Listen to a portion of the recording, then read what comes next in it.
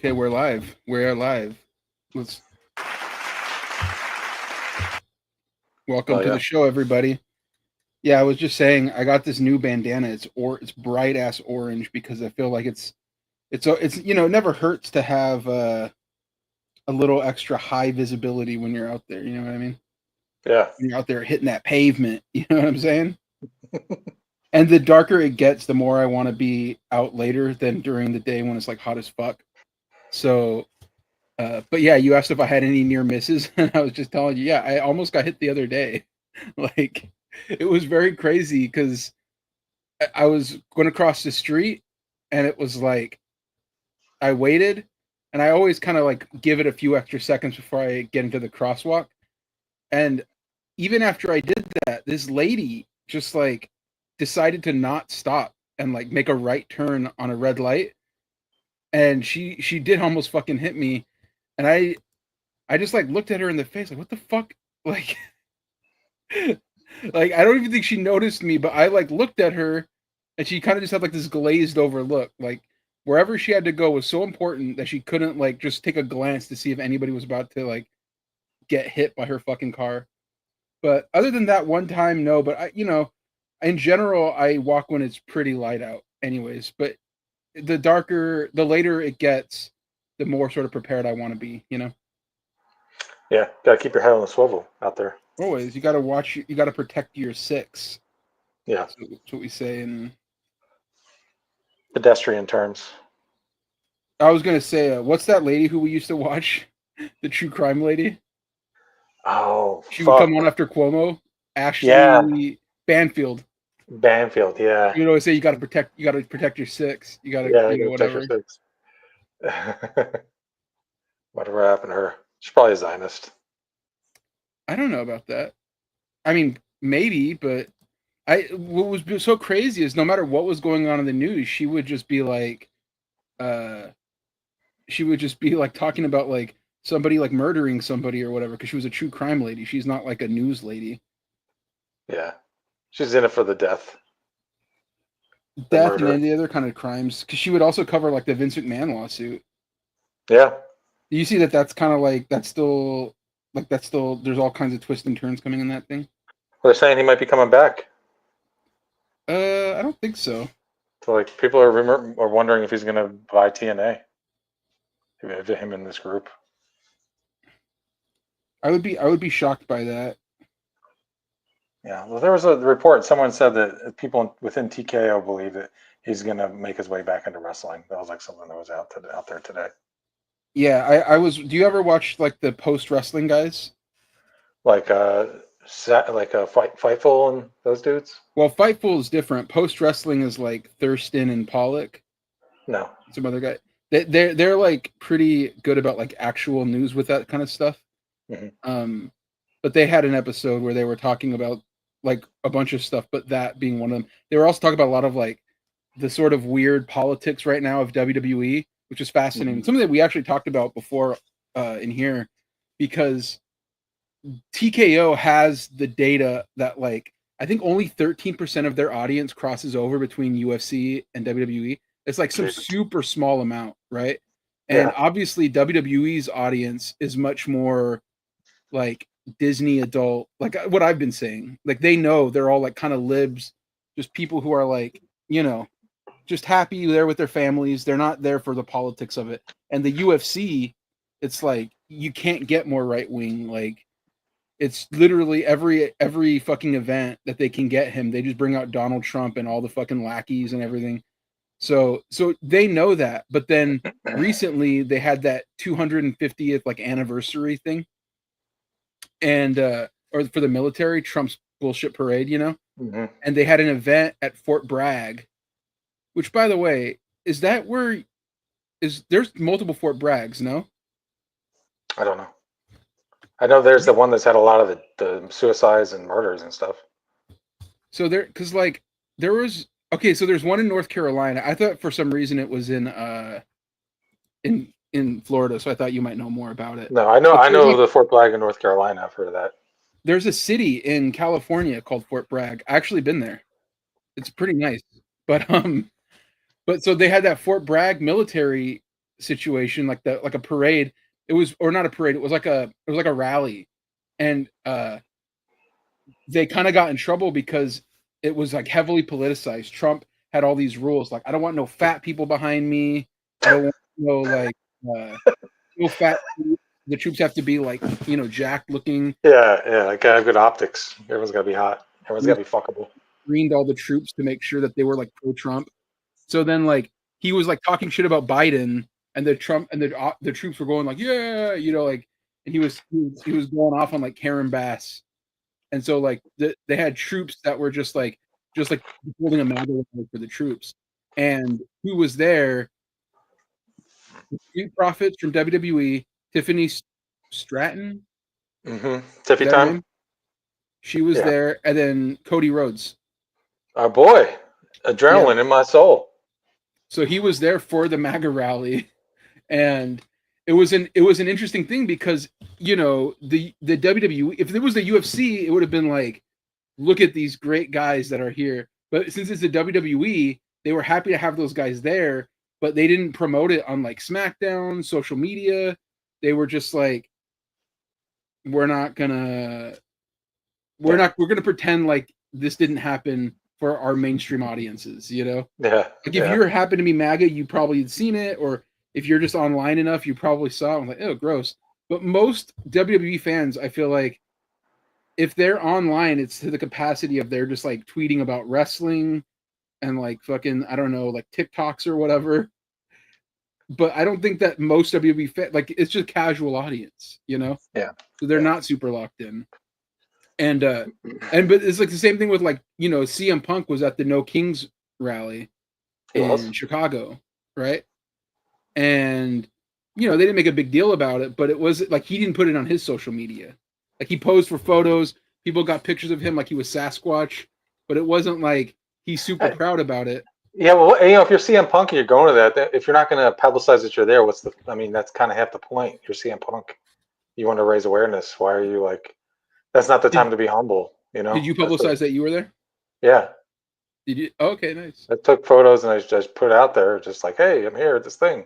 There's normal people here hanging out, I didn't like.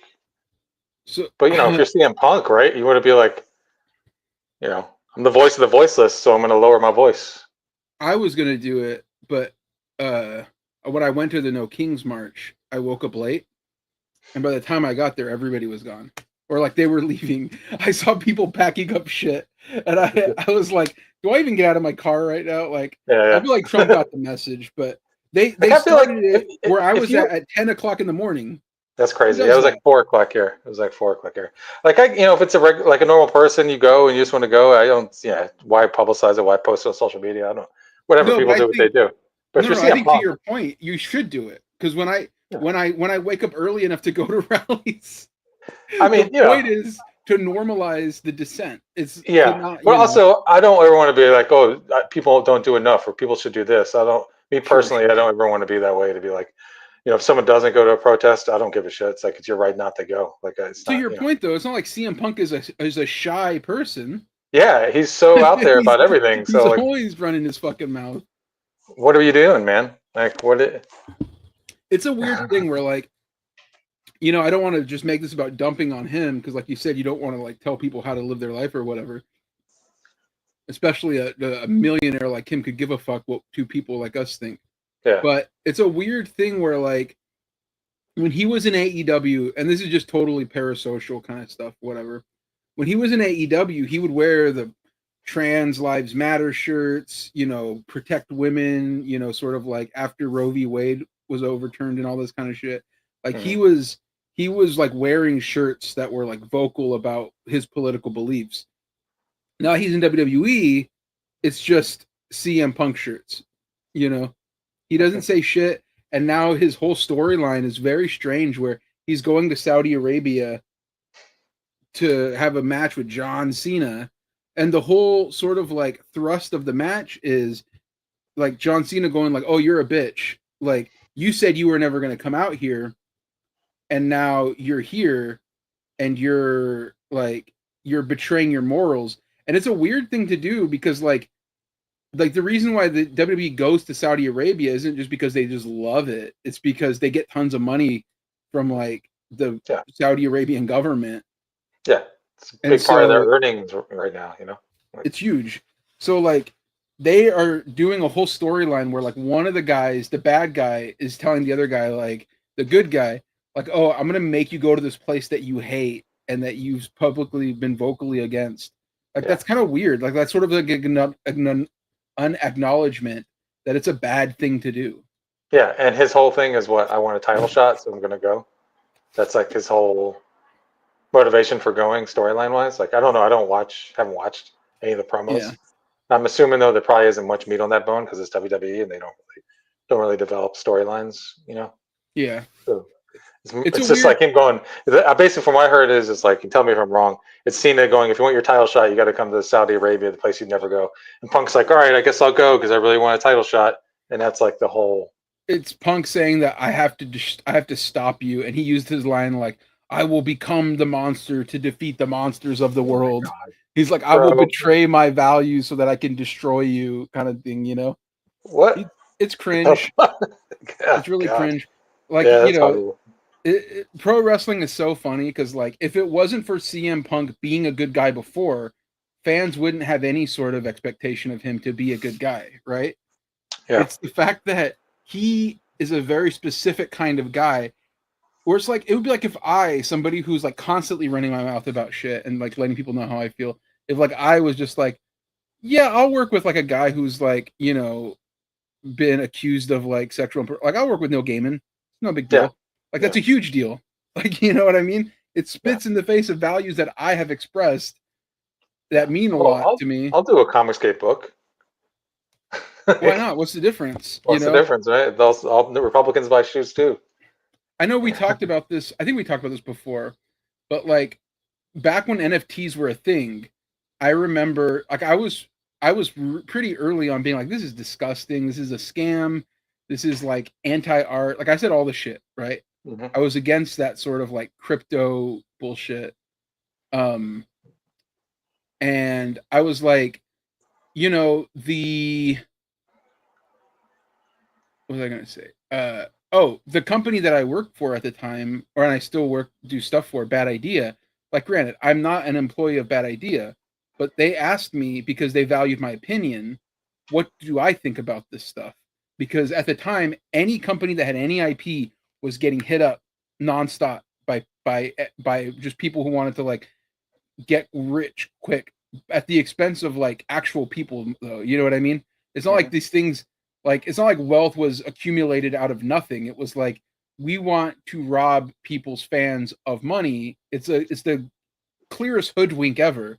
Hmm. And I told them this is what it is, Yeah, And I was like, listen, you could do what you want. I won't be supportive of it, but would I stop working for the company because they did an NFT thing? No, but luckily they valued my opinion enough to like not do it, right? yeah, Um, and they never said like don't say anything about this. So like, and the stakes were lower, obviously, of CM Punk working for like a multi fucking $1 billion company, and he's a yeah. And I big. wouldn't blame you if they did it anyway, and you stay work with them because you have your, it's not like That's what I'm saying. Yeah, you're a working artist. You got to work. You got to pay your bills. It's not like you went into it with that intent anyway. yeah. But It's different. it is a weird situation where you know, with wrestling, the line is sort of blurred of like reality and fiction, right? And Yeah, it's weird to bring sort of CM Punk's real world political uh, beliefs, which he is actively betraying, and yeah, making that part of the story. Where it's like the whole thing, the reason why people like him is because he has those values, because he yeah. stands firm on those values, because he expresses those in a cool way. Yeah, I think too with him, what I guess has always been a hindrance is like there is no separation in his mind between the character and who he is as a person. Yeah. Like he's not like even like Hangman Page, like he's not really a cow. Well, maybe he is. I'm starting to believe he might be a cowboy. But it's like there's a separation in some of these dudes, and with him, it's like his whole thing was how he's this rebel and this punk, and never really developed anything other than that. You know, So and now being like he's. a full on sellout, it's like, I yeah, mean, I it's guess like that's a heel turn. That's a That's good heel turn. antithetical to your values. That Yeah. your character in the fiction of it goes against that, but it also makes you look like a bad real person. Yeah, because you Like, I tweeted would that be in real life. He didn't tweet that on the show. He didn't say that on Raw. Like, go suck a blood-soaked, right. in Saudi or whatever. He said that on his Twitter account, like when he wasn't even a wrestler. So it's I like, hope what? I hope the money is good, because I feel like it would cost a lot for me to just be like, yeah, I'm gonna let people know I'm a piece of shit, and like, I have no sort Yeah. But I'm also going to go to a protest and not tell anybody I'm there because, of be a sniveling little weasel. How was your experience at the protest, by the way? We it was good. touched on it a second. Yeah, it was good. I mean, Well, first of all, wait a minute, hold on. Welcome to episode 30 of the New Cool Meat podcast, the #1 comics podcast. It's not about comics. It's also not about politics, but we do talk about comics and politics when we feel like it. But never it's talk not a about politics sports. show. It's not a comic book show. What's that? We don't talk about sports or wrestling either, unless we are. We never talk about any. It's not a show about anything unless it's the thing that we want to talk about that day. And today we want to talk about piss. but before we do, I am one of your hosts, Ramon Villalobos, and I'm joined as always with Tony Gregori, co-host, legend, comic artist, one of the best to ever do it. Let's go. Hold on. I want to do this.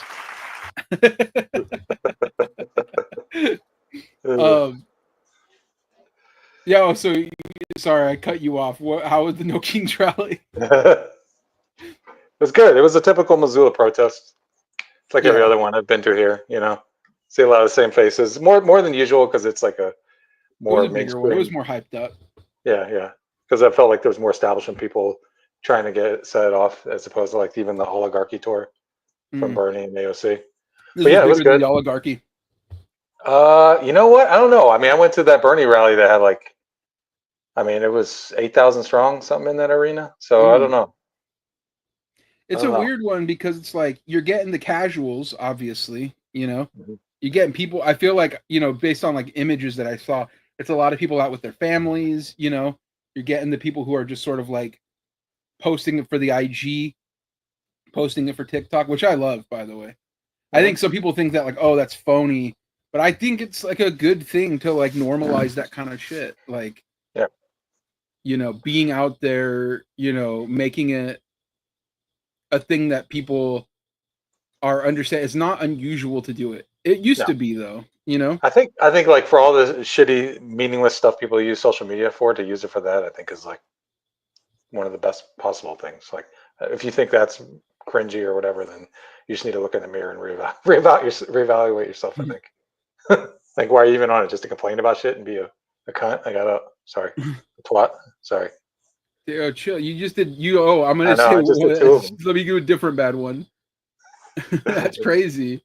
Hold on. Booed you. I deserve that.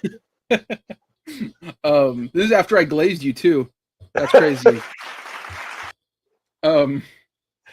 Anyways, yeah. To go back a bit, the dichotomy between like Hangman Adam Page on AEW and like the way WWE presents the politics is so crazy. Because in WWE, it's like we don't want to talk about politics on the show. We want to keep it family friendly. It's almost like this is for kids, and kids shouldn't be acknowledging this kind of stuff. You know what I mean? Yeah. Whereas in AEW, it's because it's a more mature program, just like the style of wrestling, the content of it. Like they had Adam Page come out and deliver a promo in Spanish for like 6 to 8 minutes. It was like long. When he first started, I thought it was going to be one of those things where it's like, Hola, Mexico, thank you very much.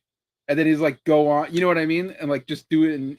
But he was going for like straight Spanish, not the best Spanish, but he acknowledges not the best Spanish, And we're just talking about like how his family used to have a tobacco farm, and like they would have migrant workers come up, and you know, because he saw how hardworking and like honorable those people were, he always had like a deep love of Mexicans, and it was pretty beautiful. I was rocking with it, and you know, I'm not the biggest Adam Page guy, Yeah, yeah. so it He takes a won you lot for over. me to say that.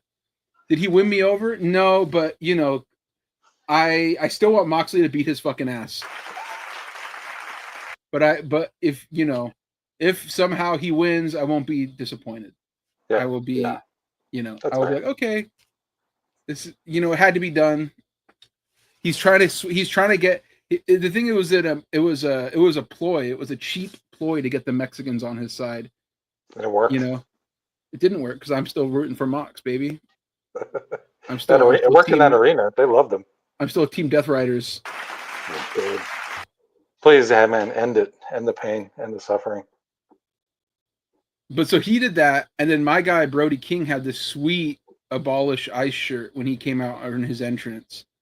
And like that's the kind of thing where it's like, you know, they can do like the sort of cheap heat, like which WWE does as well, of like, oh, we're gonna have like a guy who's racist to Mexicans, and he's like, you know, where's the American flag stuff, and like but that it's so weird because that like the way WWE does it, it normalizes it by making that guy funny, likable, and cool. AEW does it, and it's like, this guy's the biggest piece of shit you've ever seen. You want to beat him up at the airport. You know what I mean? Yeah. And he puts his face to it. You know, he's not wearing a mask. He's not hiding behind anything. And he's, you know, and but he's done that gimmick before, you know, when he was fighting Ospreay. So it's a returning thing. I also think, you know, you can't really compare Max on the mic and as a character to Chad Gable. No, I mean, I'm comparing them because they're literally doing the same thing. Yeah, they are. Yeah. No, I mean, yeah. When I watched the contextual difference of the way it's handled in AEW versus WWE, that's the difference, though. Yeah, WWE is goofy. His name's like El Grande Americano, and it's a joke, and it's all just like silly. Max is literally like. It's the kind of like normalization process that allows Trump to become president by like making him a funny, goofy meme guy. Yeah. There's nothing funny, goofy, or likable about Max when he's doing this. There is other times, but like when he was doing this, he wasn't trying to be like tongue in cheek. I'm having fun here. It's like, I'm a piece of shit. This is how pieces of shit act. Yeah. I'm not glossing it over. I'm gonna have you boo me at every opportunity. Yeah. Like, I'm not gonna accept any cheers. You know. Mm-hmm. Yeah, but WWE they're not really doing anything right, in my opinion. Like, whenever I watch it, it's just like overall the character development, everything. It's all shoddy. It's all pieced together. It's all just like, let's get this over with because we were obligated to do this show. They have a lot of shows to do. They have a lot of commitments to make. They have, like, you know, it's just so corporatized of the way they handle it. And, you know, to go back, you were talking about like Vince becoming, like, people were talking about him getting back into wrestling and stuff. They're doing such a bad job of making it feel like this sort of cold alien thing that people don't like, that they're making people go like, oh, I miss Vince McMahon, the sex trafficker. That's crazy. That's nuts. Yeah. Like, they're making it seem like more of like they're whoring themselves out so much that like Vince McMahon, who was a literal human trafficker, is looking like the better alternative. That's crazy. Yeah, because they say they miss his booking, but I mean, he was horrible towards the end there. Like, for a decade. I see a lot of comments. They're not talking about the booking. They're talking about the presentation of it, where they don't have like 800 ads on the ring. They don't have tickets that cost like $10,000 for cheap seats. You know what I mean?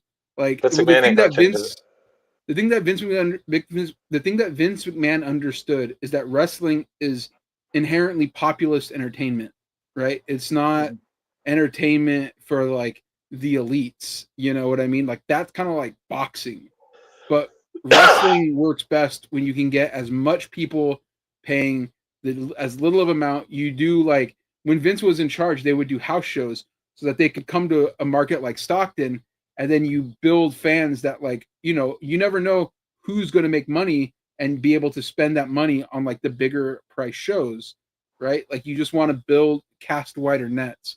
But WWE now is content because of TKO to just go like we want to squeeze more and more money out of their fans. You know, it's kind of like, you know, in comics, like there are companies which, you know, like I said, like Bad Idea, they didn't really make any bones about like they were trying to get a certain kind of audience that was willing to pay a little bit more for more premium product, right?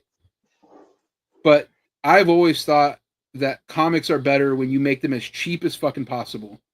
Like print them as cheap as possible, make them good, but like make them to where more people can get them. But there's a give and take to all that kind of stuff, right? Like, and now obviously Bad Idea, they flipped their whole they flipped it completely where they have like books that cost like nothing to order right now. A shout out to the people in the chat. Our boy Doug says, "Hey guys, what's up? Happy Friday. Here listening for a couple minutes and we'll play along. We'll play it later." That's what's up. What's up, Doug? Thank you for joining us again, everybody. We were supposed to be here last week, but real world sort of shit happened and it didn't feel right to stream on Thursday. And then Friday, Ibrahim was doing his live stream, which he had been promoting for his 10,000 giveaway. So I just didn't want to be like, you know, in any way sort of conflicting with that. You want to like run a show up against his like WWE does to AEW? Yeah, well, his thing was popping too. Actually, yeah, he'd be the WWE. Shout out to Ibrahim. You'd be like GCW or something trying to run a show up against WWE. Against his in fairness, we kind of get comparable views for that one sometimes. It just really depends. But you know, I just thought it would be lame to do that, so I didn't do it. But you couldn't be here because you were busy too. Yeah, I had family in town. Yeah. So I was hanging out with them. Yeah. It was interesting. It's funny, every time, like it was twice now, yesterday and the time last week, we've had to reschedule and people have said, liars, haters, they've said that it was because I want to watch the NBA finals. If they only knew how little I want to watch the NBA finals right now. Yeah. Nobody's watching the NBA finals. Who are they talking about? Not because my sirs aren't doing beautiful things. It's because every time I watch my sirs, they go down in flames. This is a weird NBA finals, right? I've watched one game, I think. Yeah. I've been busy too with life, and then like I was watching hockey because I'm a big hockey fan. Congratulations. Thank you. Florida Panthers, the new dynasty. New dynasty. How many is it? How many titles do they have now total? Back to back. Went back to back. Went to three finals in a row. 1, 2. So call me when you get 3. Then it's a dynasty. I want 3 titles, otherwise it's not a dynasty. That's the plan. Yeah. 3 in a row. You know my Sharkies are on the rise. Bro, they better not rise up too high. They need to be underwater to breathe. But yeah, the NBA finals, it's been a weird finals because it's been like 2 small market teams, and going into the finals, the big conversation was how outmatched the Pacers were.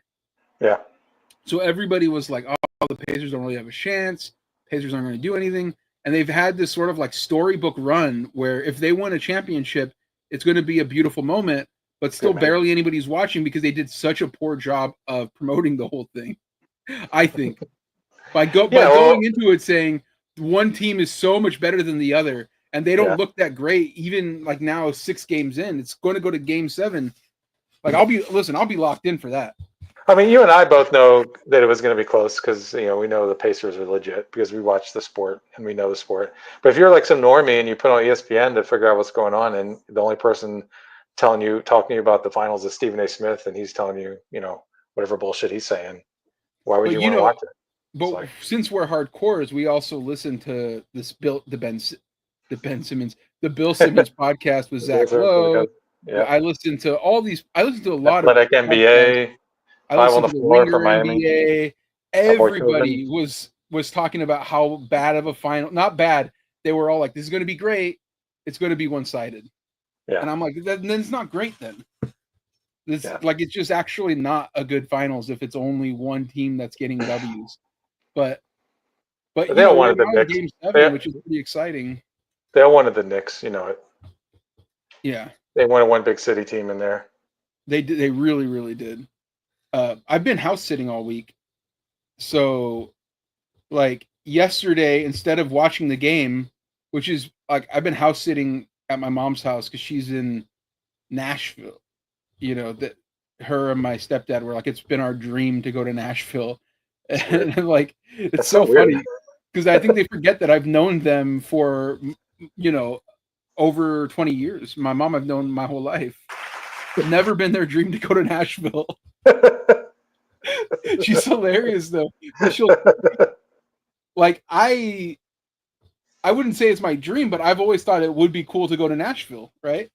So she'll send me a message of like, oh, check it out. I'm at like they went to Nashville and they drove to Graceland, and so they sent me a bunch of photos of them at Graceland, and then they sent me some pictures of like or video of like they were watching some show.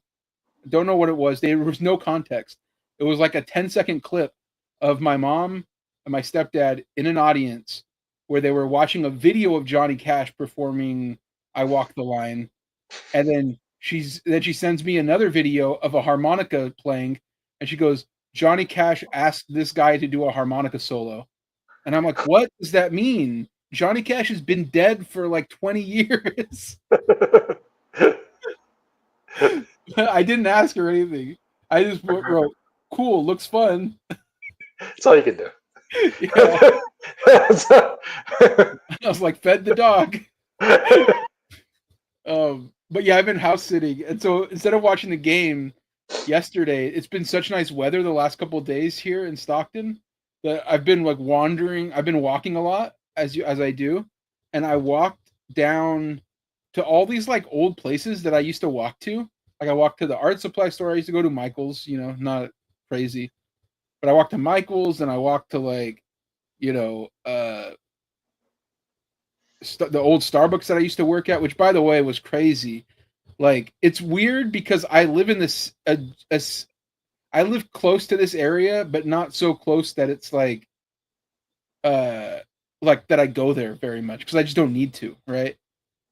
But because of that, it feels like I'm rarely ever in this area, and it feels so weird how much things have changed in this little area of like the economically, like you can just see like where cities will like move their resources and how they'll like change urban developing. So like there was like a homeless population that was in this area quite a bit. They still are. I think it's because there's a bus depot right there. So they'll ride the bus there and just get out and stay there, right? But I was walking and like places where I used to go walk, like sit down at like a bus, like a bench for the bus at a bus stop, or like the Starbucks that I used to draw at, or whatever. Like everything is sort of like inhospitable to like people just like existing normally.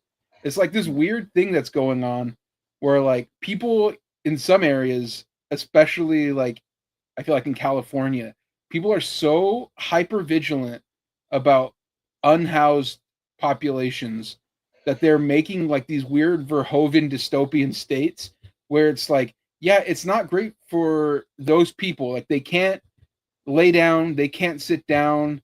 You fucking put spikes on everything so nobody's comfortable. But then it's also like hostile to like anybody else too. Yeah, You like know what I kids mean? and stuff, and like old Yeah. people want to sit down, take a load off, or like Random dudes who are just walking around who like to, take a load off and enjoy the beautiful air here in Stock. It's just like it yeah, feels like Verhoeven. Like it feels like a RoboCop or something. You know what I mean? Where it's just like the city is now hostile. The city hates you. Like you are not welcome here. And it's like, why, dude? Because some people were like sleeping on a fucking piece of concrete. You know, yeah. it reminds me of like I don't know if you remember when it would happen, but like whenever skateboarding takes off in a place, they would add all the skate like deterrents. So they would just put like bumps at the edge of things and make it so like you can't like grind a skateboard anywhere. Yeah. But it's like that, but like times 10, because they don't want anybody sitting down on a ledge of concrete either. Yeah. Because they might sleep there. God forbid, right? God forbid someone relaxes. But it was a weird feeling where it was like I was weirdly sort of at home in this area, but also like it felt like it was rejecting me. Like, don't be here anymore. Like, you have go walk where you're used to walking. This is not for you. Yeah, you have like 10 minutes, but you got to keep it moving. It was the craziest shit. I've never had this happen before. Where I went to Starbucks, and like I didn't want to like sit and like work at Starbucks, but I had a couple things with me. I was on a walk, and I'm like, let me just like chill for a second. So I order like something small on the app, and when I go to get it, the door is locked. Like, there are people in there working. The drive-through is open, but I can't get in. And so I'm like, wait a minute, can I just like not? And like, there used to be a lot of like seating like you could just like sit down places like outside of the Starbucks. That's all gone because it's the same thing. They don't want anybody sitting there for any amount of time. Like that Starbucks that I used to work at all the fucking time. I put in like God knows how many hours drawing comics and shit over there. Like that whole place is like, they just make it look like a prison, like just bare concrete, uncomfortable chairs. They're like, listen, take the hint. We don't want you here. Yeah, no loitering. Yeah. But it's like, yeah, they just, if you're that, but also even if you buy something, they're like, don't be here. There's no bathroom. There's no plugs for shit. It's a weird thing too, because Starbucks nationally, they're realizing that they used to make more money when they did have people stay there and hang out, because you're more likely to buy a second thing. Yeah. So now nationwide, their whole agenda is to make it a hangout place again. Like make it be a coffee shop. It's a crazy idea, right? But this one over here is like, no. We want this to be cell block 4. That's true. It's weird, man. And people just hate people who are down and out. It's like what John Lennon said. Yeah, like they think they're going to catch it or something. Like, what's Missoula like with this in regard to this kind of thing? Like, do you guys have like a homeless, like how do they treat people like that over there? I mean, they try. We have the Poverello Center, which is a shelter. Yeah, that helps out a lot. And it's a give and take with the encampments because they're constantly trying to, like, cause the city council is half like DSA members and the other half is like lived up kind of people. Not a lot of Republicans, but so the DSA folks in the far left are constantly battling with the centrists about letting people at least put up a tent in some spots, like letting them have dignity. Yeah, they have dignity. There was an encampment underneath a bridge off of this road, a couple of streets down, and it was there for a while, and it's starting to get a little bad, like sanitation wise. So they had to do something, but they were trying to do it, like move them out of there without giving them anywhere to go, and it became this deal, and they finally figured out a way to like at least help some of them.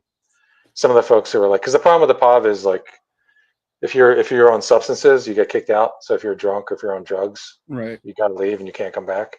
And a lot of these folks, these poor, some of them can't help it. That's how they got there. Yeah, that's how they got there.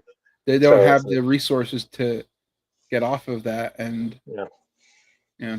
And they're not, when you get them together with other people, so there's always a problem, So it's like, and these people work there, they have to stay safe. So it's like, you got to kind of constant struggle, But it's a pretty progressive place, like So like we don't have that on their benches. We don't have like the spikes and the people can just take a nap in the grass in the park and no one's going to bother them. And you can sit at we don't have Starbucks in Missoula proper. You have to go out to Reserve Street. So like all But a the coffee shops, shop. Yeah. the coffee shop, you can just go and like the deli by my place or the bakery by my place or, La Petite, which is a French coffee place. I can go sit there all day and drink coffee and draw if I want, you know. Doug So, says we get a lot of folks experiencing houselessness in Portland, and yeah, I'm starting to see more rocks and fences. Speaking of, you know what? I got a great transition because what similar to what you're saying, there's an overpass by my house, and there's like always a lot of encampments, and I was in a weird situation. I don't know if we talked about this on the show before, but I was in a weird situation where like I always try when I like see somebody who's like unfortunate enough to be in that position to like keep them to preserve their dignity about it, right? Like I don't want to treat them like they're not normal, right? Because they are. mhm. So like as best as I can, I will nod to them like I do everybody else, and whatever. Yeah, I'll talk to them if they start talking to me, yeah. It's and the least someone they're can do, Like, yeah. I mean, I'm not saying that it's like a slight on you, like that's the least you can do. I'm just saying, like, for No, people in yeah. general, Some people if people treat just, them like they're the yeah, subhuman, and it's fucked yeah, up. like they don't exist. Someone will be like, hey, do you got $1? And I don't ignore them. I'm like, sorry, man, I don't keep cash on me. Yeah. It's like, but I acknowledge them, like, have a good day, whatever. Like, I don't. So there, I found myself in this position as a person who tries to like extend them this sort of like grace and dignity of like if there's something odd about them, I don't point attention to it, right? But I was walking under this overpass, and I was actually on the phone with our boy Skinner, and I was talking to him, and there was this person who was like, for a while, this person was always under this bridge, this overpass, and I would see them every time I would cross to go to Starbucks or the deli or whatever down by where I work. And when I'm crossing it, I'm on the phone and I take a breath, and it's the most pungent smell of piss that I've ever experienced. Like I'm telling you, like it felt like it was a thick haze. But so I'm in this position now where I'm like, God, that smells fucking god awful. But I don't want this person to know that I think that, because I want to, extend them this fucking courtesy of this like dignity. I don't want them to be like embarrassed or ashamed in any way, right? Yeah. So I'm like, like my eyes go wide. I'm like freaking out, and because I want to throw up, and I want to start gagging. So I'm talking to Skinner, and he's like, "What's up, man? What's going on?" And I'm like, no, one second. And once I pass him like 15 feet, I'm and I'm like about to vomit. I feel tears coming out of my eyes because it was once my brain mentally starts thinking of a thing like that, I can't let it go. Like it's now there. Like it's a physical reaction that is sort of independent of what started it. You know what I mean? Mhm. So I'm like freaking out. I'm going like, oh my god, this fucking sucks. And it was fucking crazy. But it was the most pungent urine smell I've ever experienced. I hope to never experience it again. And I've been in a lot of back alleyways. I've smelled some piss in my day. This was worse. This was the worst piss smell ever. Which brings us to a special segment we have planned called Piss Break, everybody. News about piss. And the reason I said there was a great segue is because our boy Doug, Portland's own, talked about the situation. And there is a real problem going on in Oregon right now, Tony. There is a man that is calling him, that they are calling the Portland Pisser. What? And here's the story. Mystery man is leaving jugs of urine in Oregon recycling bins and is now marking new territory, terrorized locals say. The notorious Portland pisser is marking new territory. For nearly a year, a mysterious man has been leaving milk cartons and water jugs full of urine in the recycling bins of one neighborhood in Oregon's largest city, Portland. He wears a hood and comes by at night like Santa Claus's demented brother. But now the pisser may be expanding his operation, and his attacks may be getting more brazen.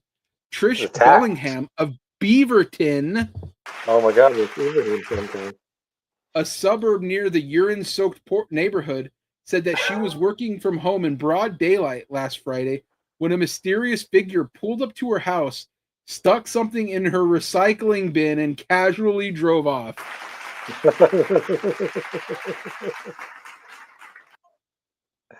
At least he's recycling. There's photos. What's that? At least he's recycling. Yeah. She says, I immediately came outside to see what he had put into my can. I lifted a lid and found 2 bottles of urine, she said. Bellingham knew what she was dealing with. The pisser's reputation is well known around town, and she immediately called the TV station to aid in its yellow journalism. Oh my God. It's unclear. It's unclear whether the new suspect is the original pisser or a mere copycat, Bellingham said. He drove a white car, but previous footage taken at night seems to show him in a dark-colored vehicle. But Bellingham believed him to be the same man. It just seems like a very deranged, very sick individual would come through in a neighborhood, she told CATU. The attacks go back to last September, when Northeast Portland resident Alan Van Duyen opened his own recycling bin to find a batch of his 6-gallon-sized water bottles filled with urine. To what end? I'm sure they have a reason. I think we live in such a weird time where little stimuluses like this, just little ways. Doug says, "Oh yeah, I remember that. Did they catch the guy? He's still on the loose. He's still out here doing his fucking thing, man." I think little thrills like that give people such a great pleasure. And I get where they're coming from. I would never leave a bottle of piss. No, but I also don't want to rain on his parade, you know. One time I had a fantasy about how deranged it would be. Because I was eating like dinner, but I just went through like a drive-thru or something. So I was eating it in my car. And I thought, how deranged would it be to go to somebody else's house, park in somebody else's driveway, and eat my dinner in their driveway. And then if they came out and were like, what are you doing? I'm like, oh, I'm just eating. You know what I mean? But they would think this guy's a freak, you know? Yeah. Rightfully so. Like, it was like a dream of mine to do that, to just go to somebody's house. And like, that's even more, I think that's even more deranged, because at least with the Portland pisser, he's just like, out of sight, out of mind. He's not, you know, trying to get the engagement. Well, I don't want the engagement. I just wanted to eat in somebody else's driveway. There's a thrill to it. There's like I said, you're breaking the rules of the system. You know what I mean? Normally, when you have gallons of piss like that, you put it down a toilet. Normally, but this guy said, I'm going to, in the most subtle way, violate these people. It's a subtle violation of the system, of the social contract. You know, the social contract. Thank you. He broke the social contract in a way that is like just enough that it's like, this isn't right. Because it's not like hilarious. He didn't put it in there. He put it where it's supposed to go. Yeah, he didn't like pour it on their patio, or he's not making their house smell. No. He's just dumping his piss, his jugs of piss somewhere else, you know? What I think is fascinating. Maybe that's what he was taught, you know? Maybe that's all he knows. What I think is crazy is like you have to be buying, like I don't know how often he does it. This is like 2 instances here. But you have to be going out of your way to buy those jugs every time you're going to do this. Because it's not like you can just reuse them like you would a normal piss jug or whatever. Mm-hmm. He's just drinking all that water and filling it back up. Yeah. Yeah. We talked a little bit about on the show. I think we talked about it when I accidentally, took a sip of piss that I had on my desk before. But there was also a time where I did have to pee and I didn't want that to happen again. So what I did was I pissed in an Arizona bottle, because you could get like a sort of a big Arizona iced tea bottle with a cap on it. So I would just screw the cap and that was good to go. And then I remember thinking, what do I do with this now? Do I empty it out? Do I just put it in the garbage full? Like, where do I empty it out at? I don't want to go into the fucking house with it. It's disgusting. I never thought, though, I should go give it to my neighbors. That would be deranged. Yeah. Yeah, that's deranged. Of course, it's Portland. That's a very Portland thing. Yeah. So here's a story out of Texas. An office janitor in Texas who urinated in workers' water bottles, leading to 13 women getting infected with sexually transmitted diseases. Oh my God. Received a lenient sentence for his sick actions. So, Lucio Catarino Diaz was arrested in October 2022 after one of the victims noticed her water tasted sour and had an odd smell and an odd yellowish and was yellowish in color. She suspected someone had contaminated it, but could never figure out who was responsible, so she threw her water bottle away. The woman eventually set up a hidden camera and captured Diaz inserting his penis into the water bottle, turning it upwards to ensure the water in the bottle touched his penis, rubbed his penis on the mouth of the bottle, according to documents obtained by KCPRC. I felt disgusted, the victim, who asked to remain anonymous, told KHOU a month after Diaz's arrest. I raised it to my face, smelled it, and it smelled like urine. What were you going to say?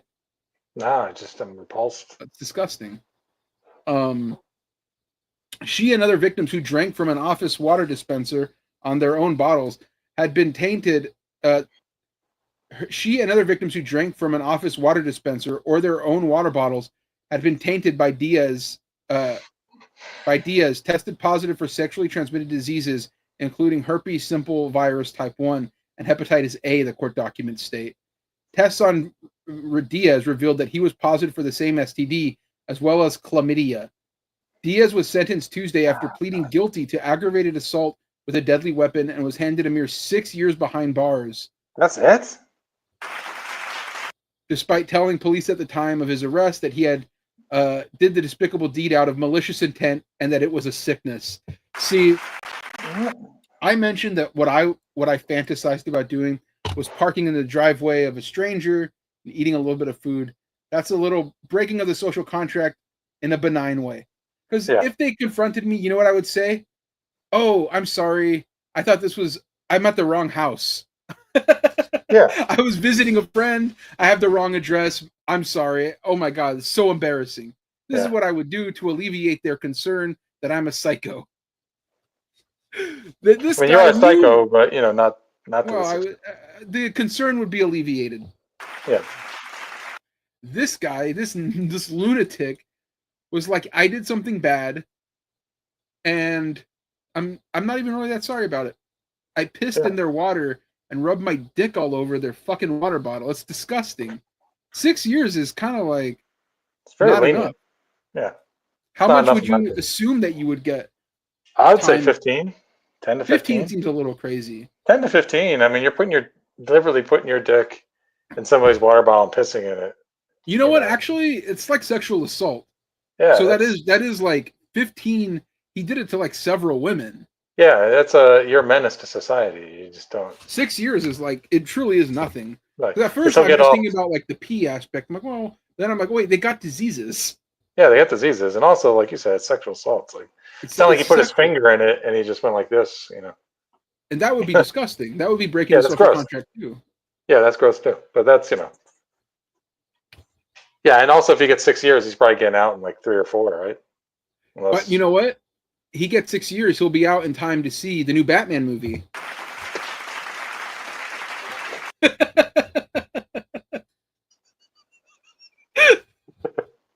That thing's taking a long time.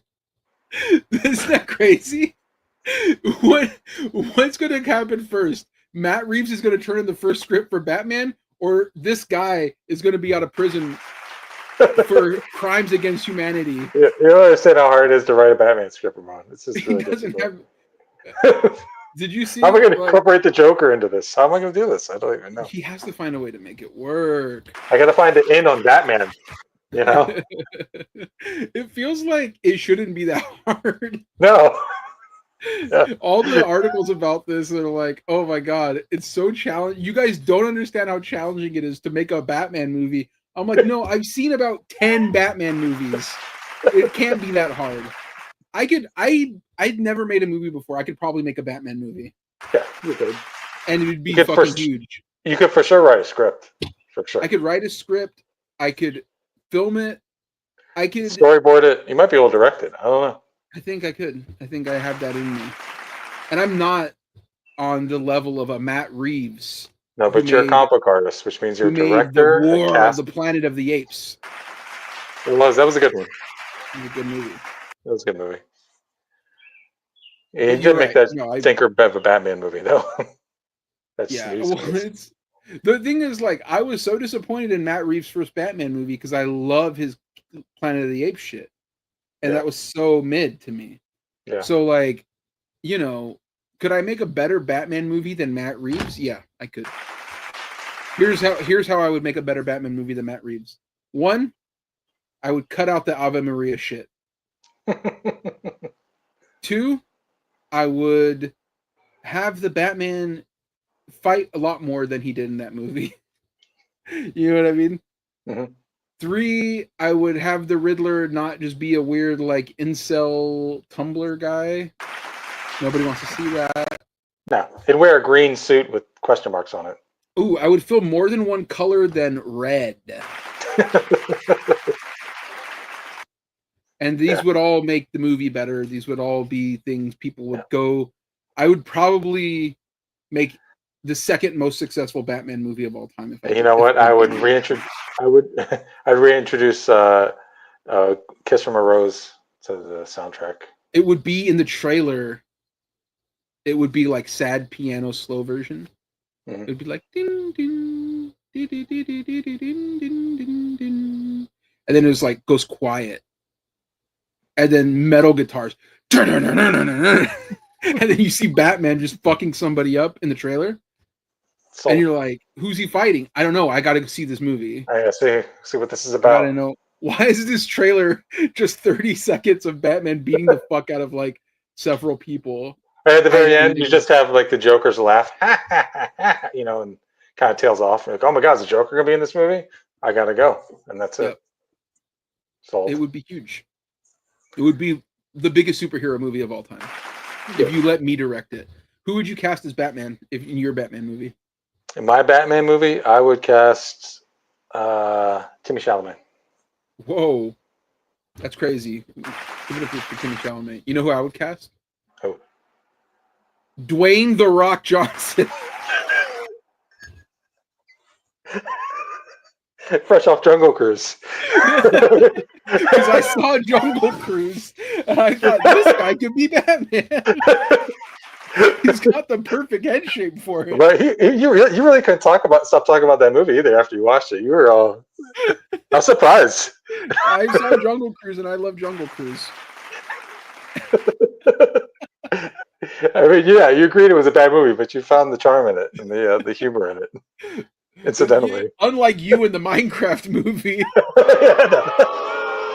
Available on Max now. Not a sponsor. It's a nothing movie. Not a sponsor, but it's available on Max.com right now. Nothing like the Mario movie, which is an actual movie. They're about the same to me. They're about the same. Mario's a little bit better. But neither of them have Dwayne "The Rock" Johnson. It's true. This is true. True.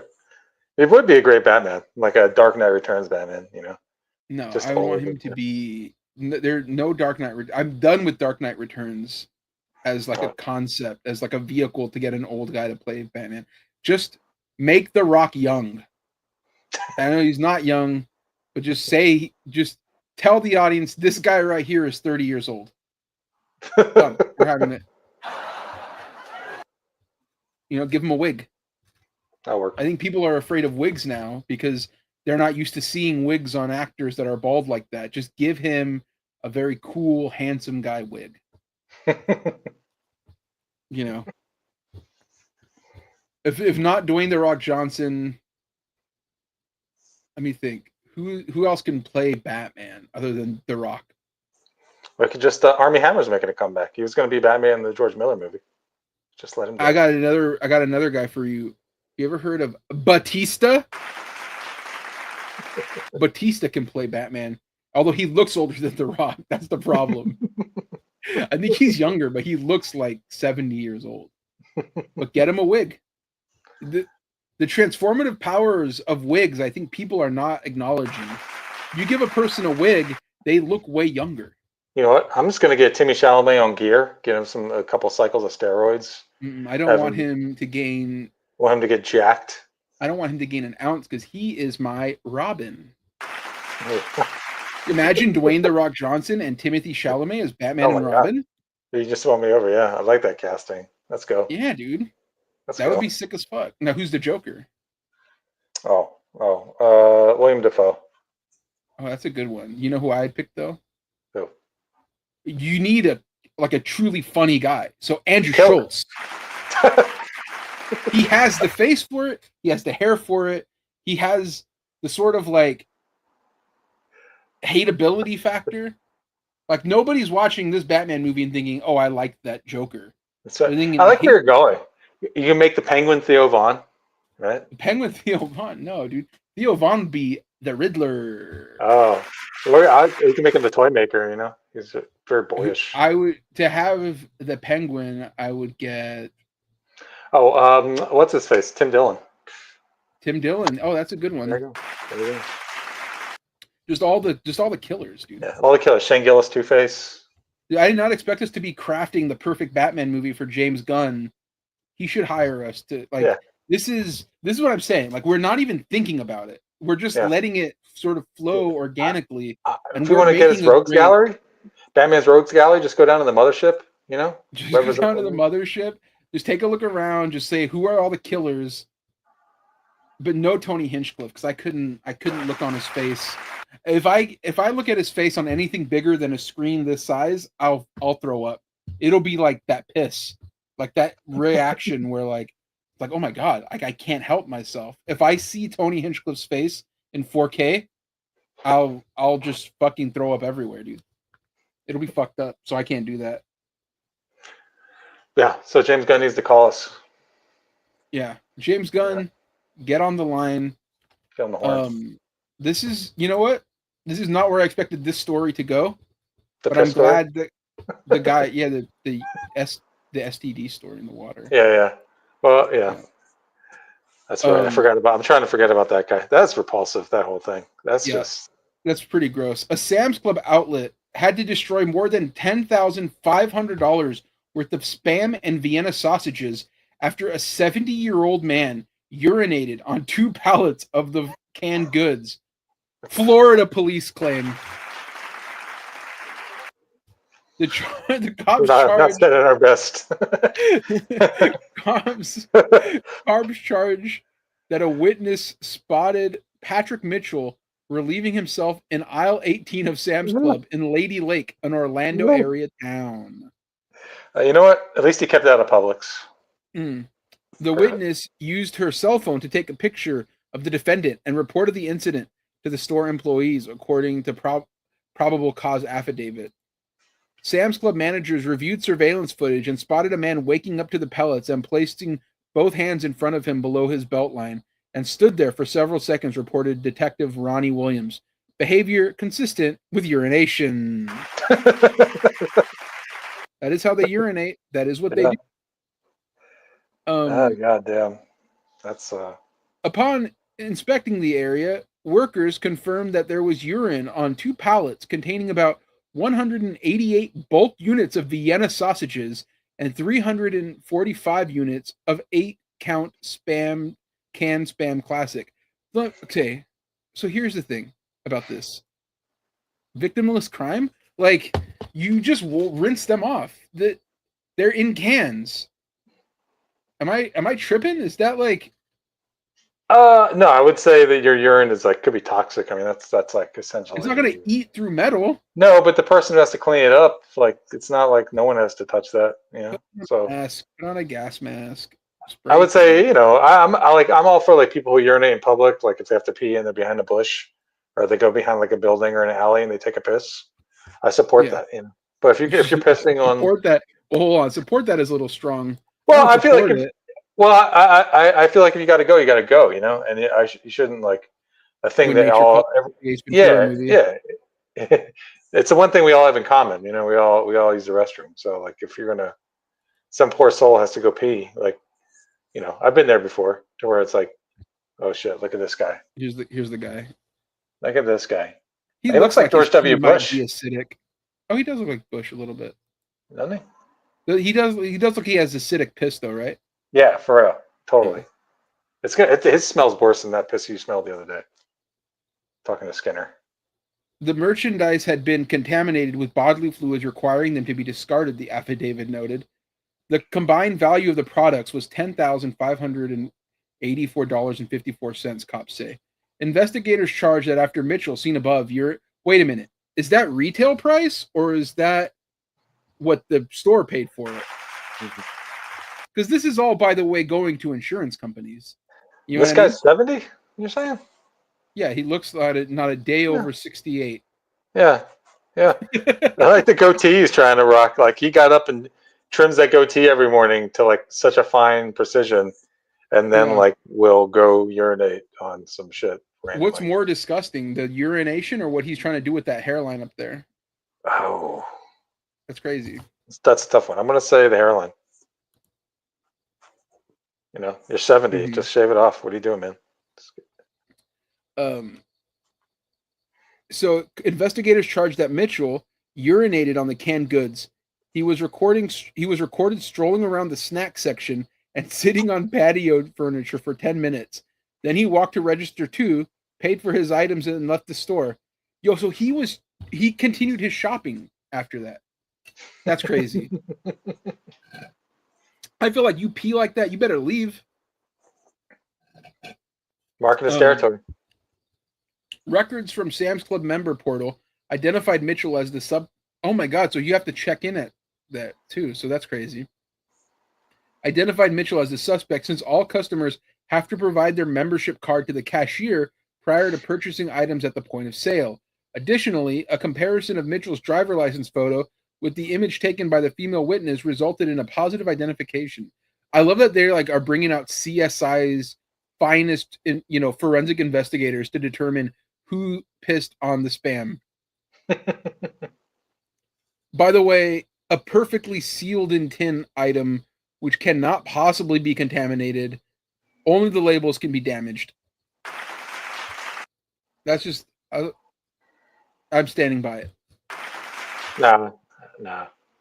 Maybe I'm a psycho. I just feel like I feel bad for the worker that has to clean that up.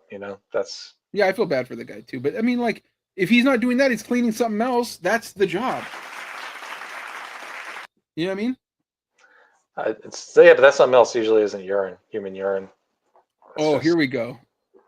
So Mitchell was subsequently arrested for disorderly conduct and criminal mischief. The latter count is considered a felony since the alleged damage exceeded $1,000. Mitchell, who yesterday pleaded not guilty to the charges, is free on $3,000 bond in advance of his June 30th arraignment. Mitchell was busted at his home in The Villages. Of course he was. One of 2 properties he owns with his wife in the retirement community dubbed Florida's friendliest hometown. He previously resided in New York, where he sold his Long Island home. Of course. This magical place on earth. Yeah. This is it. Everything is coming into crystal clear focus on this guy. Yeah. Like every detail was like, okay, so he pissed on the spam. Okay, continue to shopping. He's clearly sick, damaged in the head. Yeah. Well, who does something like that? Oh, somebody who lives in the Villages and is from Long Island. Yeah, that tracks. Mitchell's arrest was first reported by villages/news.com, a premier source for coverage of the Villages and its environments. Wow. Oh my God! Well, We I gotta need find to this out. see. Yeah, it's about to say. There's a Let's see what website. else is going on. Piedmont man enters plea after allegedly peeing on $10,000 worth of products. It's like one of the top stories. Unhappy customer refuses to pay bill at hair salon in the Villages. Did 80-year-old villager snap over bad parking at Publix? God, Luke Christie left lasting impression on music in the Villages. I love how all these are saying like at the Villages, like as if it's not the site for the Villages. It's branding, man. You gotta Apartment dweller jailed after throwing water in lady's face. At the Villages. Oxford man who lived with mother sentenced to prison in child porn case. Oh no. It's got dark. I love this. I love this site. This is my new. I'm making this my new homepage. Wow, I could talk about the Villages for hours. Give me a village story. I just think it's endlessly fascinating. Just that whole. I haven't seen that documentary, but I hear that thing is great. It's pretty good. You gotta watch it. It's kind of psychedelic and dreamy too. It's very. Sophie says, "I can't believe they finally caught this guy." What do you mean finally? he made it. He made it like 15 feet before they got him. There was another pee bandit guy in Pasadena last year. Oh my God. Oh shit, dude. People are really out here peeing. We talked about earlier before we started. You were talking about Elon's piss. What's the deal with his piss? Oh, it tested clean for like drugs.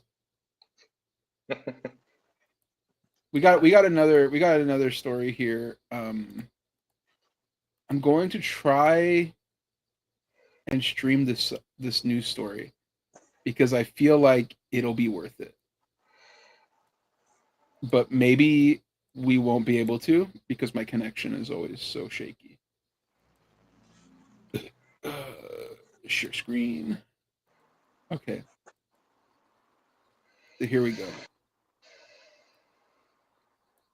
So, man accused of throwing urine at first responders, the thing says. I don't know if you could see that. That's it. A bizarre incident in Tillman's Corner involving a man wielding a machete on top of a building. No! I think he knows he's that guy, dude. He was aura farming. He was just hanging out with a machete, dude. That's a sick object, that one. It resulted in a police officer being transported to the hospital and a firefighter covered in urine. It happened yesterday. Okay. I hate the fact that they covered the firefighter in urine. I fuck with firefighters. I'm a firefighter guy. Yeah. Firefighters are cool. So if you're going to throw pee at a policeman, I give you some grace. But don't do it to firemen. No. Night at the Murphy gas station off of Highway 90. Today, Mobile police arrested 31-year-old Brett Kraft. He's in Metro Jail tonight. Very bizarre. So just before midnight on Wednesday, officers responded to the Murphy gas station and found. God, gas is so cheap there, bro. How much was it?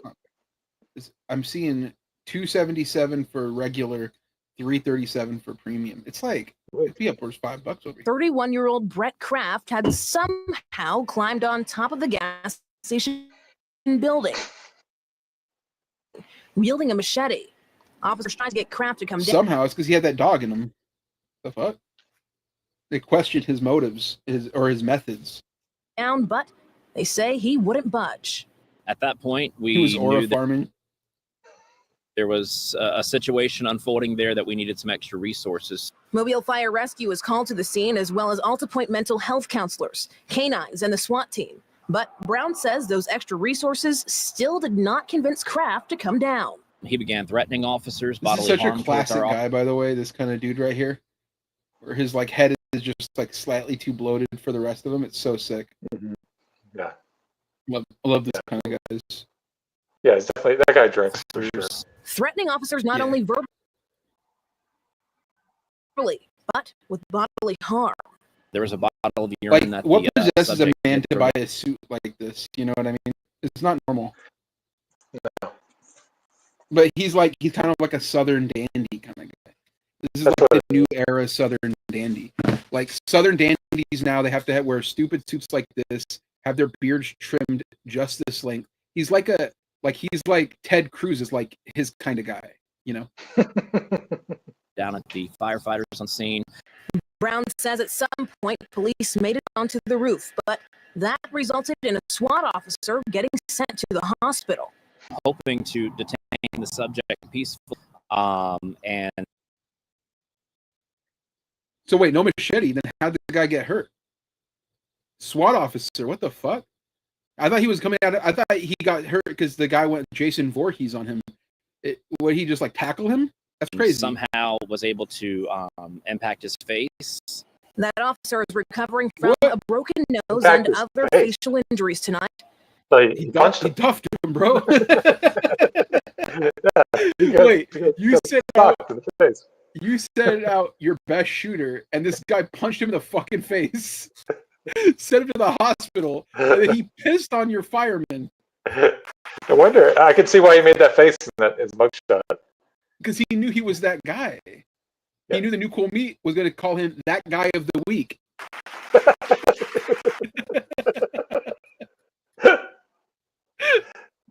A new thing that we're doing on the show. That guy I of the just week. made it up. I like it. Yeah. That guy of the week, dude. Because he's that We guy. gotta, we gotta commemorate this guy. Whoever his name is. Congratulations, this guy. Eventually, officers were able Look to at him, bro. He knows he's that guy, dude. He said, I had a machete. They sent their SWAT guy after me. I threw my machete down and I fucked him up. I threw my urine all over the rest of him. At a different time, this man would conquer like whole Yeah, empires. we would have made him king. He would be like a Roman gladiator. He would be like Marcus Aurelius. Hmm. Am I? He would have freed his people. Alberto said, did the police tell him, you're in trouble, young man? He said, no, dude, you're in trouble, dude. I'm about to piss on you. to get Kraft down without injury. Once he came in close contact with the officer and calls those Ooh, in. why are you smiling about it, bro? That's your guy he fucked up. Why Because he is he didn't know smiling? this is hilarious. Why is he, Alabama, what's like, is that Roll Tide? I mean, it depends what part, right? Auburn, Alabama, and Tuscaloosa are two different fan bases. That's crazy. This guy is like such a, what is that conference called? SEC. He's such a SEC guy. You could tell he has boat shoes. Yeah, he definitely. He's not wearing socks. He's got Sperry's back at the house. You know what I mean? I hate this guy. He definitely has shorts that are colored like coral. You know? Yeah. Like He's got some weird DMs on Facebook with some like bots that he doesn't realize are like fake you accounts. could tell Just like he's women. like he's in like a weird dispute with like his wife's friend who like knows that he's like a freak. You know what I mean? Yeah, totally. He's got And those his coral kid- pants, and I don't like him. Let's see. His kid He is was quickly stealing his prescription drugs. His kid definitely His stole teammate's prescription drugs. He has no control over his household.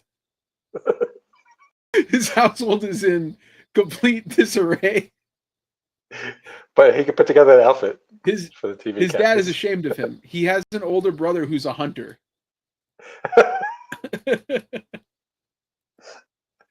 He's like, oh, my papa don't like when I wear these slick suits.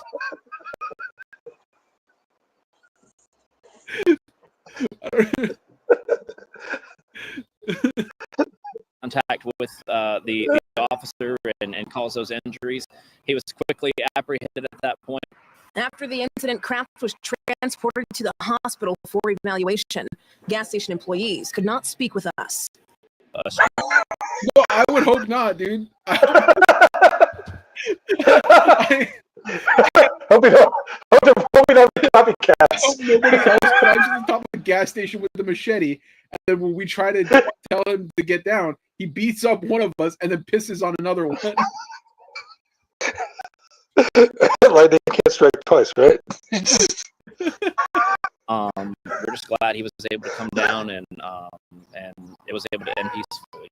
Brown says incidents like these Except for that guy who got dotted. Nothing Peaceful. One guy got his orbital fracture, but I think what he meant to say was, thank God the guy was white and we didn't shoot him like 20 times. In Mobile, Alabama, look at it. She's thinking the same thing. She's thinking exactly what I thought. Let that be a not a white guy up there, huh? Yeah. That guy, that white guy of the week. She knows. She could see right through you, brother. I think in the phrase or the label that guy of the week, it's probably implicit that he's a white guy, right? Because no, not always. You never know. Okay. Sometimes that guy, like if you're that guy, you're that guy. Yeah, you transcend race. Yeah. Yeah. But look at her. She just knows. She's like, oh, this guy is such a shithead. the way we had sort of broke him down of like his house is in disarray. He doesn't live up to his dad's expectations. He's got a kid who's stealing his meds. Like his wife is Xanned out of control. The way we know all of these things, this lady has read him. She has seen it. She sees right through him. You could tell. The wife's best friend these show how first responders are. The wife's best friend is like that guy on the Augusta TV station. This is not a reference that anybody watching the show could understand. But yeah, no, but you know the type I mean. Yeah, he's like, you mean to say his wife's best friend is gay. But happy Pride, by the way. Happy Pride. Ready to respond to whatever is thrown their way, urine or not. It's a lot of stress they're under when they're out there, especially. Well, hold on, I gotta go back because I missed what you were saying. They say like it's stressful despite whether or not you're covered in urine. As incidents like these show how first responders are ready to respond to whatever is thrown their way, urine or not. So the stress they're under when they're out there, especially when they're trying to bring something to a peaceful close, and then you have someone that's continuing to, threaten your slew of charges, including assault with bodily fluids, and criminal mischief. Oh my God! Tonight, after years of legal grip. Oh God. Well, that was worth the.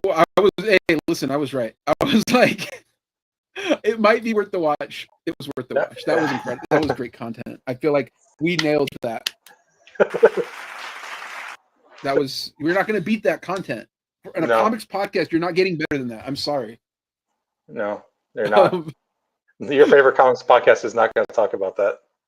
We're the only ones. They in fact refuse to talk about what's going on out here with the urine in America. Some people say you shouldn't talk about it. It's disgusting. It makes your listeners think of piss, and that's gross. But we don't care because we're talking about what's really happening out there. And if you think piss isn't happening, I'm sorry, you haven't been outside. You know? Yeah. We're on a different stream of consciousness, you know what I'm saying?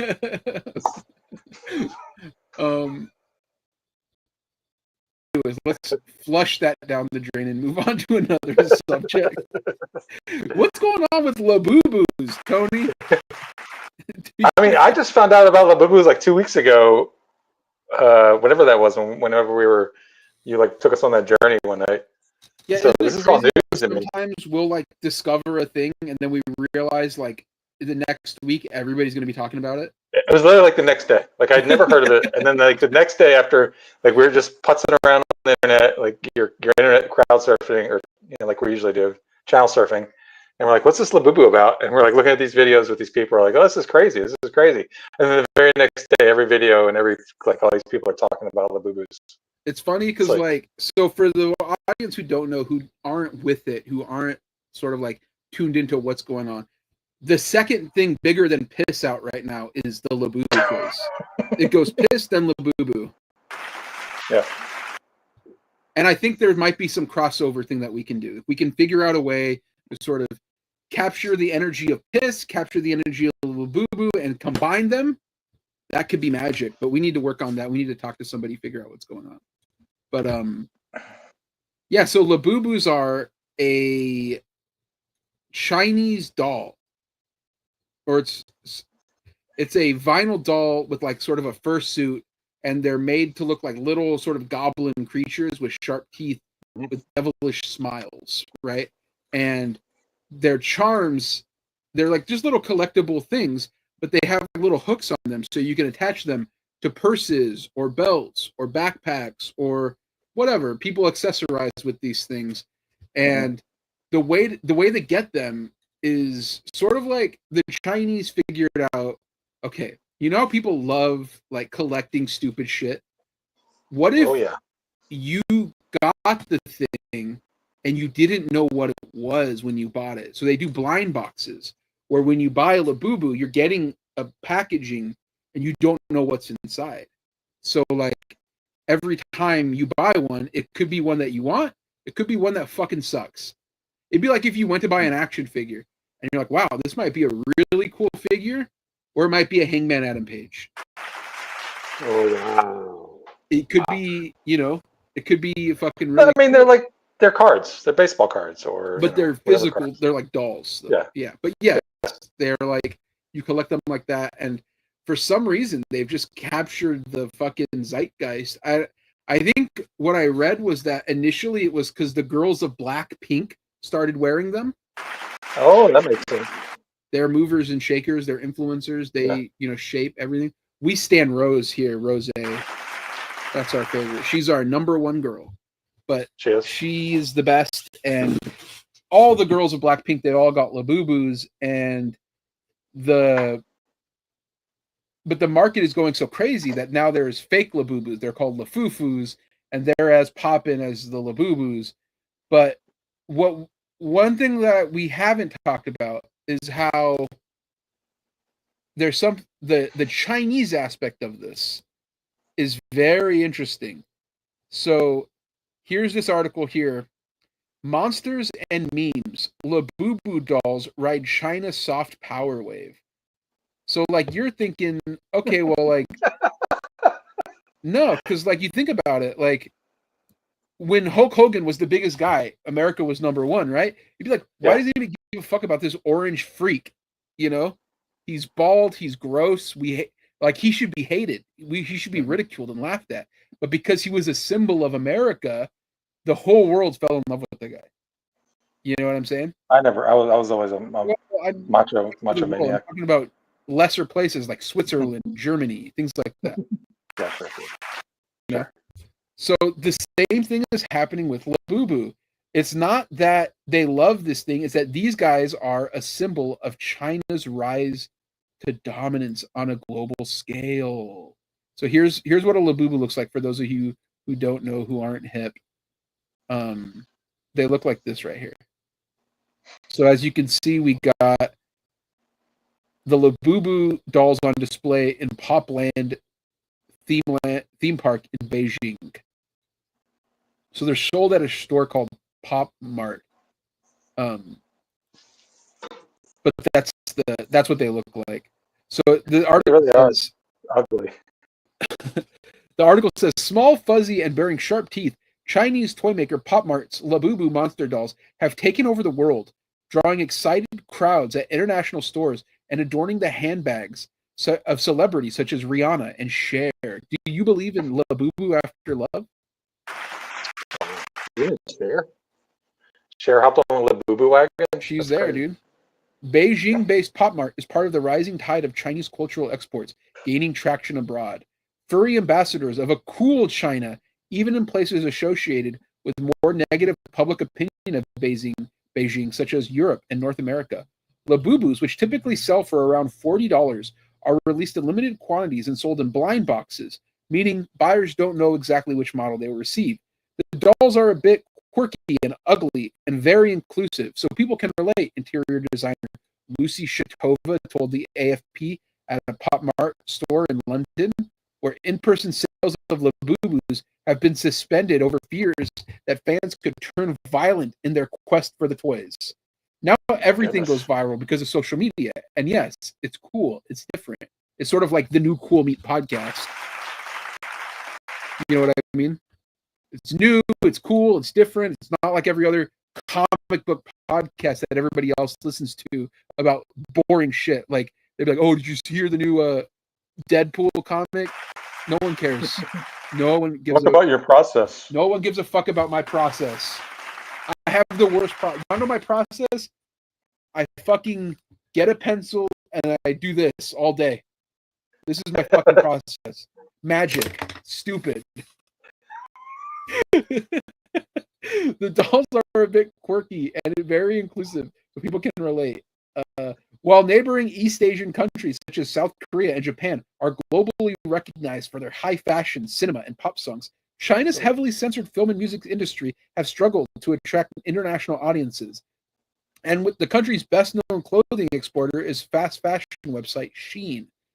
There have been few successes of Chinese companies selling upmarket goods under their own brands, faced with the stereotypes of cheap and low-quality products. It has been hard for the world's consumers to perceive China as a brand-creating nation, the University of Maryland's Fan Yang told AFP. Pop Mart has bucked the trend, spawning copycats by social media users as LAFUFUs and detailed YouTube videos on how to verify a doll's authenticity. Brands such as designer women's wear label Shu Tong, a Shanghai-based Marchen and Beijing-based handbag maker Songmont, have also gained recognition abroad over the past few years. It might just be a matter of time before even more Chinese brands become globally recognizable, Yang said. So, how do you feel about that? How do you? There's a little bit more of the article, but like, I feel like, you know, we're joking about this, but like, it is. There's been this sort of acknowledgement that the U.S. is falling out of the position as the global like leader at the top of the like, you know, global power structure. It's like they're no longer the number one. We are no longer the sort of number one nation state, right? And it's through all kinds of things, right? But like obviously Trump has accelerated things by cutting U.S.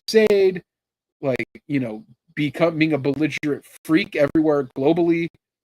But like culturally, like we don't produce any more Batmans or Spider-Mans, and our stars are no longer popping, right? Like even when we make Batman movies, they fucking suck, and they take 10 years to come out. You know what I'm saying? This Superman movie, if it doesn't save America, it's over. Because if you have to choose, am I going to watch Superman or am I going to buy a LAFUFU? You're picking the LAFUFU. You know what I mean? You'll be seen as cringe if you like Batman, the Fantastic Four. Like these are what we have given to the world, and now the world is starting to say, "I want a LABUBU."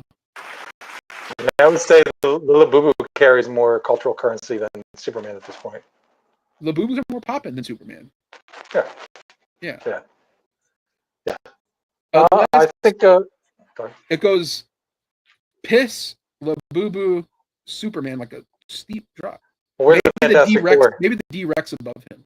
Oh, the D-Rex. I forgot about the D-Rex. The D-Rex. Hey, listen, the D-Rex may save us where Superman fails. I'm very. You're totally ruling the Fantastic Four out of this. You're discounting them completely. I can't take the thing seriously with that voice. It's too annoying. It's too soft. It's too weak. Talk about soft power. That's a soft voice. Yeah. But you know me, I'm all in. Canadian's about to win NBA Finals MVP. That's going to be what? SGA, right? He's going to win Finals MVP. It will be either Halliburton, but probably not. It'll probably be Pascal Siakam. Chet. No, Chet's been playing like dog shit, dude. Chet is being very. Chet is lower than Superman. Lower than. He's beneath everything right now. Chet is out, dude. My nephew, who loves Chet, is like embarrassed to be associated with him. He doesn't dress like him anymore. He thinks Chet is a loser, and he's not wrong. It's not wrong. Chet had 4 points last night. Chet's overrated. Yeah. So anyway, let's go back to the article. Through viral exports like LABUBU, China is undergoing a soft power shift where its product and image are increasingly cool among young Westerners. Now that's us. We're young, we're hip, we're Westerners. We love China. Yeah, love China. China's my number one country after Mexico. Yeah, I'd say it's my number one country above Mexico. That's crazy. What? That's so. I mean, Mexico's like 2 or 3. I could have like. Where do you Greece? Where do you put fucking? I put Greece at number 2. Italy. Whoa, above Italy. Italy at 4. I'll put Italy at 4. We need a nations. We need a nations tier list. Is that next episode? That would be too hard because so many of them. People will say, "Oh, it's racist." Yeah, that's true. Well, I'm putting Italy and Greece beneath China, I have to put South Africa pretty low because they haven't gotten rid of the white people yet. It's the slowest white genocide I've ever seen. They're taking their sweet ass time with that, dude. I'm seeing people farming out there like they're not being rounded up into fucking herds and shot and stuff. So like I'd have to put them low just out of disrespect. So I can't, like, people say, "Oh, you're racist because you're putting the South Africans low," but I'm like, no, because they're not killing enough whites. That's the problem. Don't talk about it, be about it. You know, that's what I'm saying. Yeah, they're more concerned about being genocide than you are about killing the whites. Like, it feels like, from an outsider perspective, you're not even killing them. It's almost like there is no white genocide. Wow. And I got a real problem with that. I want the white genocide I was promised. The fuck? Through viral exports like LABUBU, China is going a soft power shift where its products and image are increasingly cool among young Westerners, said Allison Malmsten, an analyst at China-based Daxu Consulting. Shout out to Allison, just immediately going to the China-based Daxu Consulting to be like, China's great. Everyone loves China. You're white, Allison. I'm assuming. Maybe you're not white. You know what? Maybe I'll look it up. Let me see if I can find. Her name's Allison. She's got to be white. Allison's like a super white name, right? Yeah. I'm Googling this lady. Maybe I dated Allison. She was such an Allison. It's crazy. She has a LinkedIn, but I can't see. Oh wait, hold on. She graduated from University of Minnesota. Okay, I have a site on Allison. Do you want to guess if she's white? Yes. She is. I'll get applause. Oh yeah, you're right. You nailed it. She completed a capstone program at Nanjing University to speak Mandarin at a professional level. Okay, so W. Good. She has experience in filters to supply chain, marketing strategy, and public relations, and is well versed in topics such as environmentalism and Chinese B2C markets. She said, I am not with the Americans. I'm with you, China. Yeah. And I'm with her. I'm trying to join them. I don't want to learn Mandarin, but whatever. No. Whatever we can do to be part of China without having to learn Chinese, I'm all for. Yeah. Mandarin. Yeah, Mandarin or Cantonese. Or Chinese. Cantonese, right? Isn't that the other one? Cantonese. I thought you were going to say Mandarin or Chinese. No. Any of the dialects, but I don't want to learn any of them. Malmsten said she believed social media could boost China's global image similar to that of Japan in the 80s to 2010s with Pokemon and Nintendo.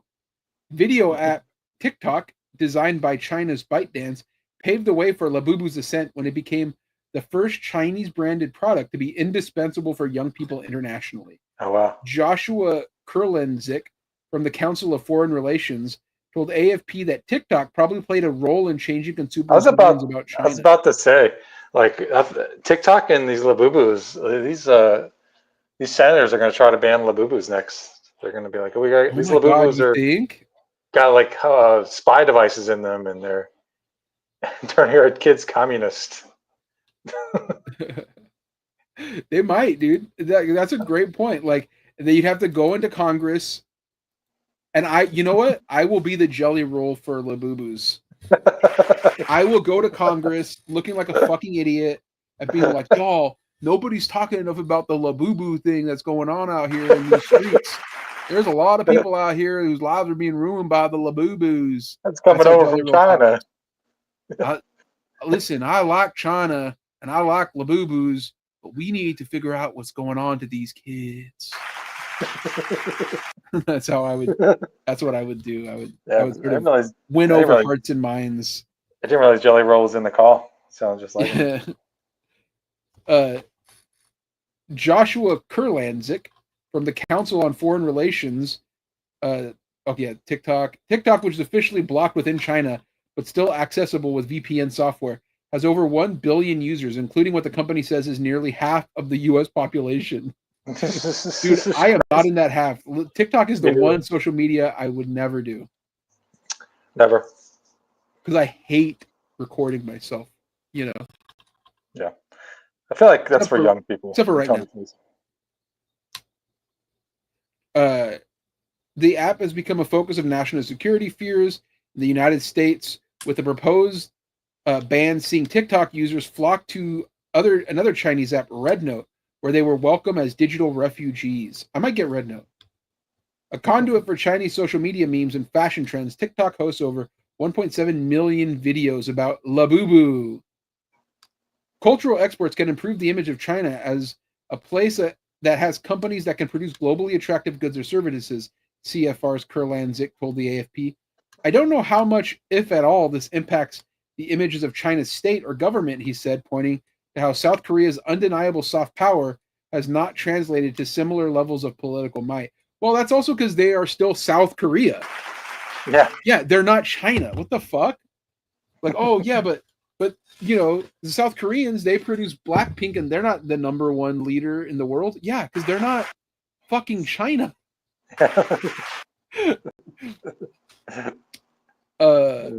While plush toys alone might not translate into actual power, the U.S.'s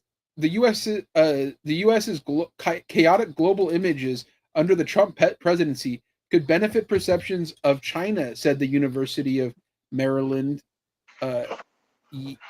something Yang. I don't know. This is weirdly phrased.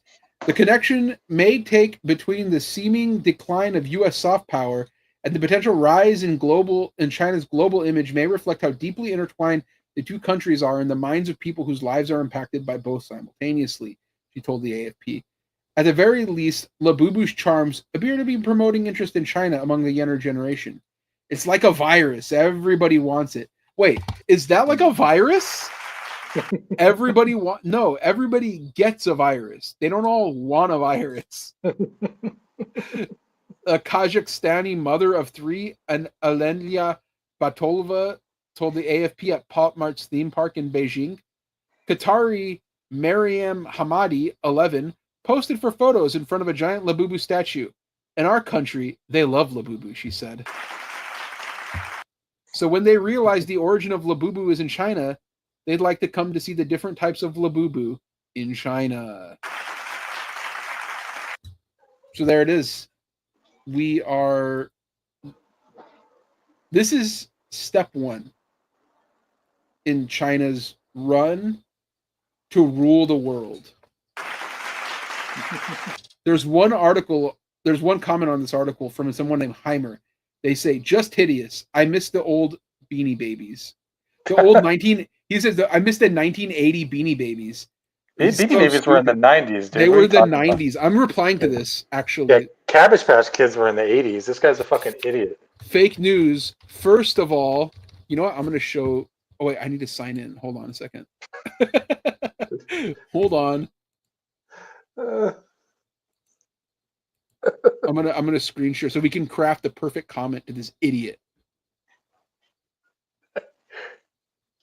I think this is great content. yeah, I think so too. I think so too. Okay. This is really what's going on, you know. It's piss. It's LABUBU. It's fucking Chet Holmgren.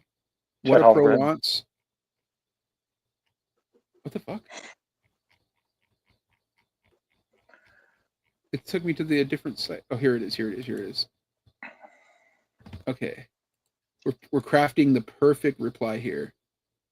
Present. Share screen. Just so that people believe that I really did it. Because I don't want them to think, oh, Ramon lies. He's not really leaving good comments, but I am. I mean, I can witness that you leave a bunch of comments on YouTube videos. Fake news. First of all, LABUBUs are adorable, idiot. Second of all, no, you know what? I'm not going to do that because that's too aggressive. Yeah, don't be so aggressive. Yeah. First of all, LABUBUs are adorable. My children all love LABUBUs more than anybody has ever loved a Beanie Baby. Which, by the way, were from the 90s. First off, you gotta be like, I'm 75 years old and my grandchildren love. Yeah. You know what? Hold on. No, I'm not That gonna way, do that. well, you know, you express how old you are so people know that you know what you're talking about. Yeah, you're right. My children are all I keep old age. all 30s. Adults. I am 75 years old and have witnessed the decline of this beautiful country. And I am ecstatic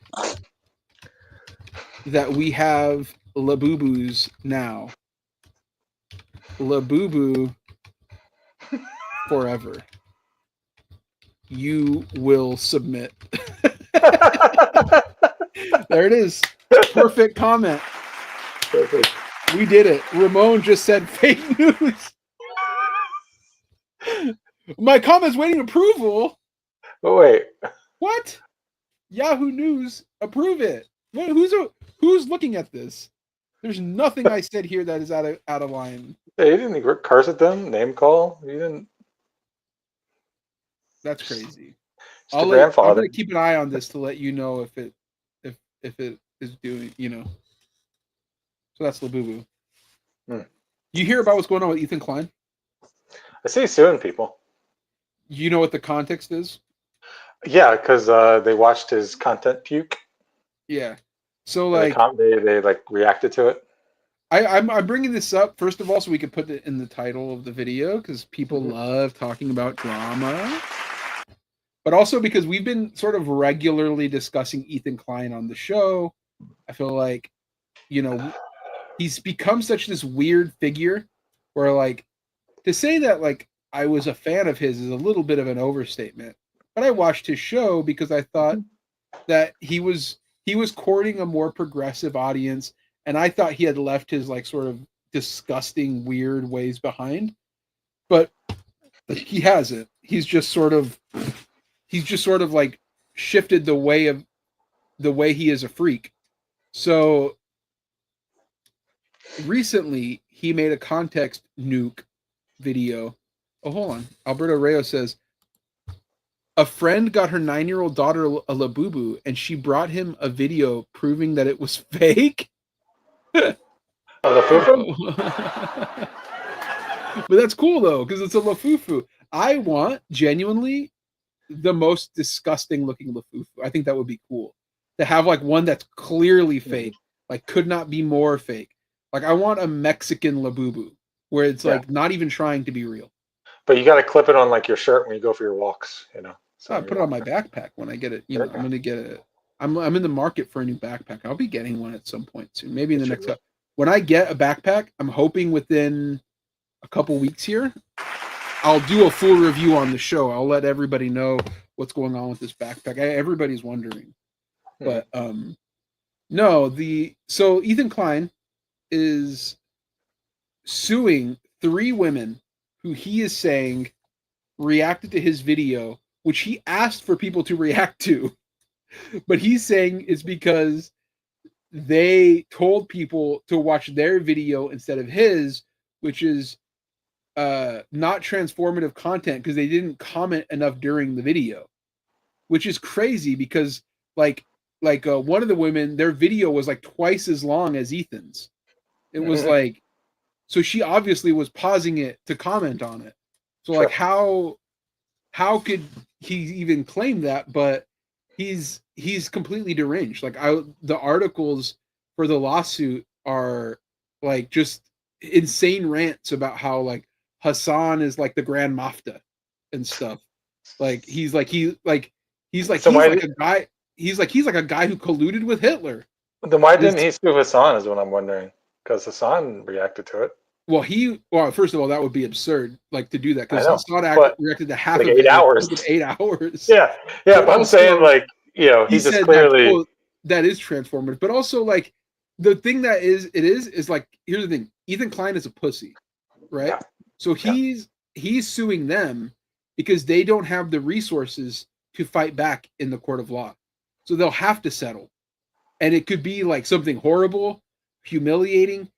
He wants them to be silenced. And so he's doing this in intimidation. If he tried to sue Hassan, first of all, it's like obviously bullshit. It would be an obviously like you're talking about him, but also like he has the resources to fight back legally. Yeah. Like Hassan isn't broke. He's not like a broke streamer who's barely making any money. He's like a rich guy. So yeah, you wouldn't go after him. That's also why he's not going after XQC and Asmongold. He said, like 2 other rich, powerful streamers, because he's like, well, I just don't care about them. Yeah. Like I'm doing this because I'm malicious. So it's like he's basically like, as he's doing this lawsuit, he's giving all kinds of reasons why he's complete bullshit, you know? It would be great if they countersued him for like. Yeah, well, the problem is all that takes money and time. That's, you know what I mean? Yeah. So like, you just got to get a lawyer. Get a lawyer who wants to go after him, you know? Someone who's like, yeah. But if you're these women, you also just don't want to deal with it too, you know? Yeah, they don't want to deal with this. They just want to go about their lives, you know? It was iDubbbz's wife, right? What's her, Anise? No, it was not. No, he sued a woman named Denims. Yeah, it's the beautiful Denims. Frogan and a woman named Casey Tron. But the first 2, he's been like harassing for months. Yeah. Like years even. Yeah. With Frogan. Like he's been hating, like he was talking all kinds of crazy shit about Denims, calling her like a slut, calling her the C word that you used earlier. He was saying wild shit. And like now he's suing her because he's saying that she stole his content, which he has on the record said people are free to use and react to. Yeah. So like the idea that like this is a valid lawsuit is crazy, but he's so rich and he has resources to burn that who knows how it's going to end. It's like, it's pretty fucked up, you know? Hopefully people donate to help them out, you know? I know times are tough, but. Yeah, I mean, the other thing too is like, if he wasn't doing that, people would be donating to good causes. Yeah.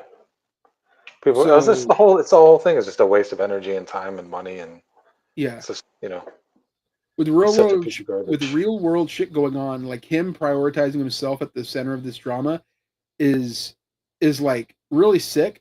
But the reason I think it's fascinating is because it is emblematic of a type of guy who is like weak, fragile, and can't like has like this narcissistic urge to make things about him that are not about him. You know what I mean? Yeah. Like he has the urge to go like, you know, even though everybody is like currently like worried about war breaking out in the Middle East in like a real serious, dangerous way. No, I need to focus to be on how I'm doing this shit. And I feel like it's a very American attitude to have, you know, like to prioritize your sort of like how this is going to affect me personally. Yeah. And when I see him like spiraling out of control over there, like it's hard not to see like just the worst aspects of myself on some level, you know? Like obviously I don't have the same political beliefs as him. He's a lunatic. But it's hard not to look at him and be like, yeah, if I like it, the worst part of my anxiety manifests this way, but because I'm not that kind of an uncaring weirdo pussy, like I would never behave like that. You know what I mean? Yeah. Yeah. I think it's definitely a good, display of how not to act for sure. Right. Yeah. Like, he's just I watched like 1 second. I was the Surfs had a little video they posted on their YouTube channel about like him suing, and I literally got to like 5 seconds of him standing there burning money with like a cigar, talking about like, oh, it's my job to make these people's lives miserable, burning money, getting my attorneys rich. I'm like, all right, man, fuck this guy. Like he's just kind of flaunting his money. Like, oh, look, I can use my money to just file frivolous lawsuits and aggravate people, just waste time and energy. Like there's nothing that sorry, go ahead. Well, it's just like, oh, cool, man. Like even if like I was sympathetic to him, if I had the same shitty politics as him, I'd look at this guy and be like, this guy's a wormy piece of shit. Like he's not, what does this guy do with anything? Yeah. There's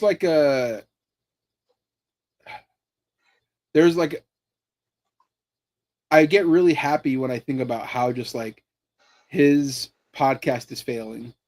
His business, like the Teddy Fresh business, is failing. Like all of this stuff sucks. And, everybody's sort of going like, oh, this guy fucking sucks. Why, fuck him. Like you go on Twitter or Blue Sky where people hate this fucking guy.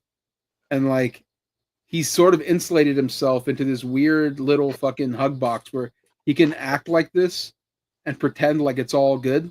But it's like knowing that like every single time, like he's just eroding more and more of his audience, not replacing it with like more audience that's going to support him and his wife's ugly fucking clothes. Like that's not the same group of people. Like it's good knowing that it's not a sustainable course of action for him. I just hope he doesn't bring these other people down who seem like good people with him, Yeah. I hope people help, people help out. I'm sure like, Hassan and his friends are probably going to secretly help them. All I know is Ethan Klein is a bitch. Fuck him. Yeah, fuck that dude. Eat shit. Sucks. Piece of garbage. So what else is going on? Oh, you had a rant. Yeah. Sports rant. It's insignificant in the grand scheme of things, like we were just talking about. Who cares? It's sports. But, no, it's the most important thing. It really, right now it is, because it's the Kevin Durant trade saga.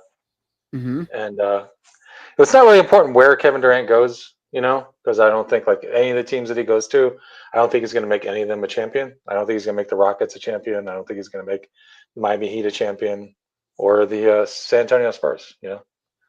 What bothers me is the discussion amongst Heat fans online is this idea that the Heat should not try to trade for him because it does not guarantee them a championship.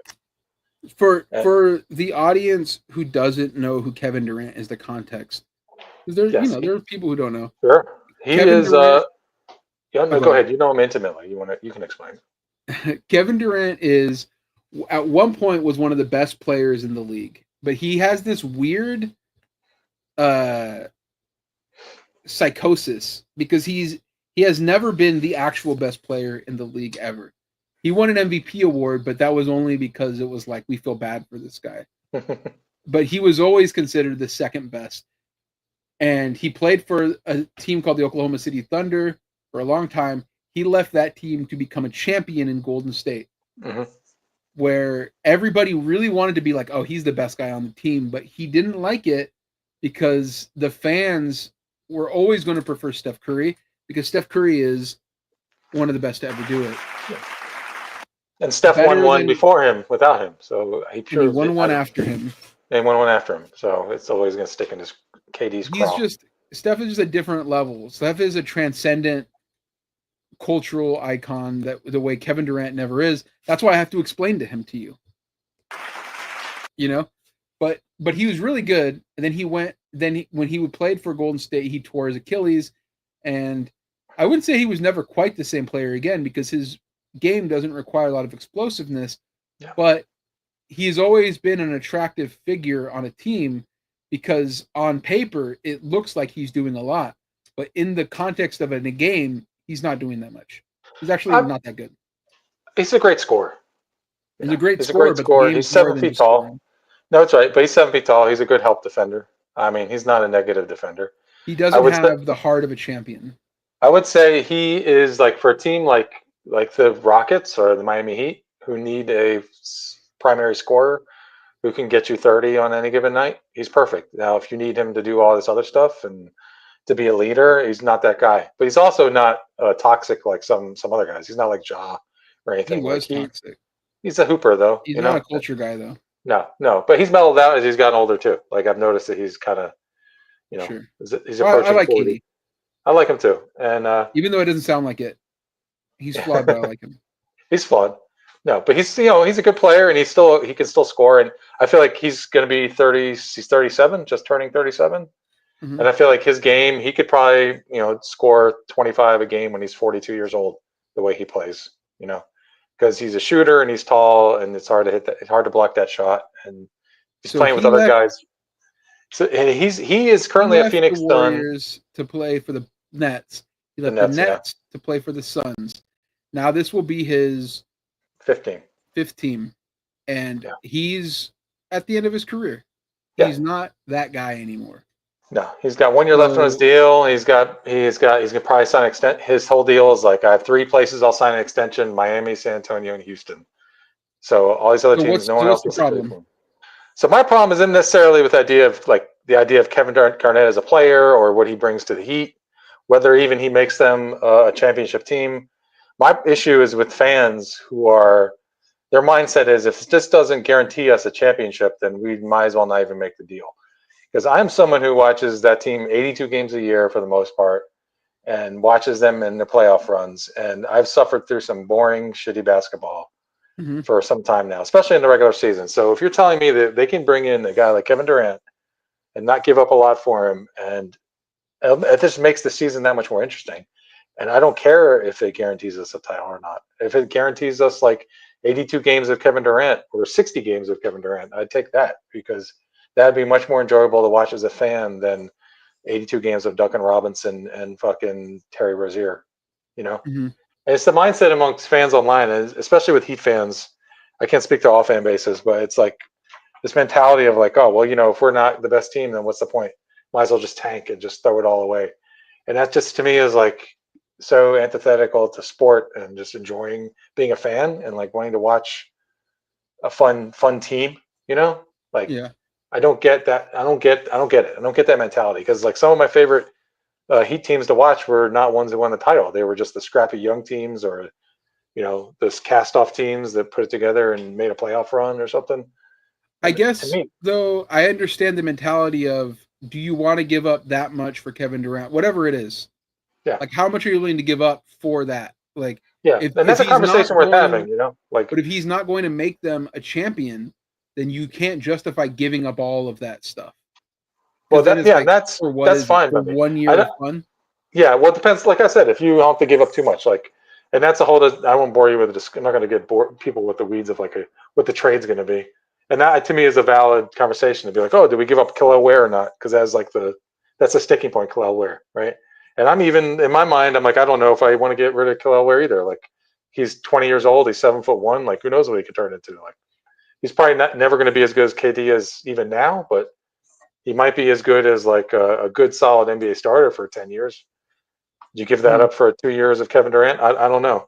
But if you're telling me I can get rid of Duncan Robinson and Andrew Wiggins and a couple picks and some pick swaps or whatever, and I can get 2 years of Kevin Durant with Bam and Ware and Tyler Hero, I'd want to do that. And because there's no guarantee that you're going to, for any title, unless you're like the the Warriors when they signed Kevin Durant, because that made them immediately like blocks to win the title for 2 years. Yeah, in the East, I think that you just do it because there's so little talent out there. Yeah, that you can find your way in a position where you could be a champion without that much, and it, it's conceivable that you could just find yourself in a good matchup in the end. Yeah, I could see them in East Finals versus like the Pacers or the Knicks or something. Yeah. So I think that should also be like, to your point, like just fucking do it. Like who cares? Yeah, who like, cares? And like it's not... the Kelly Ware thing, I eventually come around to the point of being like, yeah, fine. I would trade Kelly Ware, and then I would make a trade for like a Nick Claxton to play next to Bam, someone like that, So you don't have to have Bam at the 5. He's better power forward, and I roll it that way. But I just people are always upset about this team, and it's really a Heat thing because I found like a lot of Heat fans online are like young people who either came on as fans during the Big 3 era or like right at like the Shaq Wade era. So like all they know is like the Heat being in the conversation to being like in a title contender spot, and they have Pat Riley telling them every year they were title contenders. And if they don't feel like, this one move is going to put us over the top, then let's not bother doing it. It's like, you don't even know what's going to happen. People can get hurt. There could be injuries, like.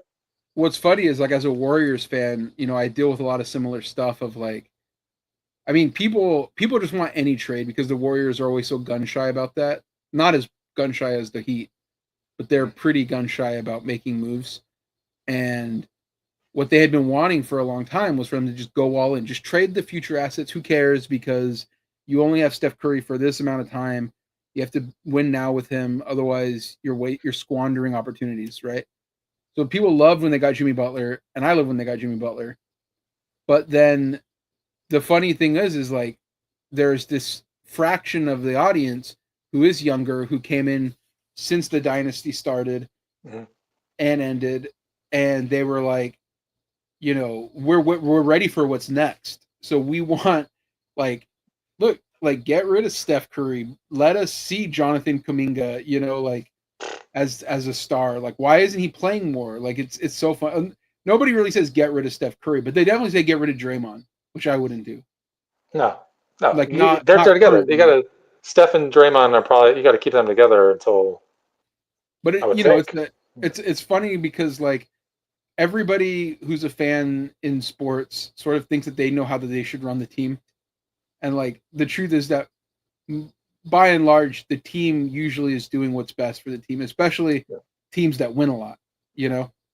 Like I'm sure they've done the calculus of, well, if we could win, it's worth this. If we could do, it's worth this. So like I don't know. We've had this conversation a lot where I'm just like, hey, look, they get paid to do all that stuff, not me. Yeah. I just root for them. Yeah, I just want to watch a fun team, and I think like watching Kevin Durant close his career out on my team would be fun. Yeah. Like even if they like make it past the first round of the playoffs, like I just want to see that guy play basketball on my team because he's one of the greats. I've watched a lot of really bad basketball with the Warriors, where it's like Steph is hurt, Clay is hurt, Draymond doesn't care, KD just left, and I'm watching like Kai Bowman and Eric Pascal, and like these random ass dudes just have the literal worst season ever, like the worst team in the league. And I watched every game, or most of the games. And, that was maybe more fun than when a team is just spinning its wheels. And it's like they're almost there, but they don't do it. So you want them to make that move to where like they might be able to go through, but they're definitely not going to win just spinning their wheels. Yeah. I and also think about tanking in the NBA is like people are just tank. Have they noticed who's gotten the number 1 pick the last couple of years? It's been like the teams that were like just out of the playoffs. Yeah. Like the Hawks last year and now the Mavs. So it's like you could tank and be the Wizards and you would end up with the 5th pick or something. So you sat through all that shitty basketball for what? Like, I don't know. Yeah. It's just like, it's a larger thing of the instant gratification, and I don't want to be the old guy shaking my fist at the clouds, but it's like, I mean, don't you just enjoy watching fun games and good players? Like, why is it, yeah. Why does it have to be like, I need to win now, I need the title now? It's like, no, just enjoy the game, like. Well, on that note, I think we should start wrapping up. Any final thoughts? No, just fuck Trump, fuck ICE. They let out our boy Mahmoud Khalil. Big Thank ups. God. Shout out. Free Garcia. Get him out of El Salvador. Everybody else, all the rest of the prisoners, political prisoners, the people who are kidnapped. Any That's what comics happened. related thoughts? You have any? Comics. You read any new comics lately? I read Skin Crawl. Oh, our boy yeah, Skinner. we'll get into that. Oh, hold on, let me grab it.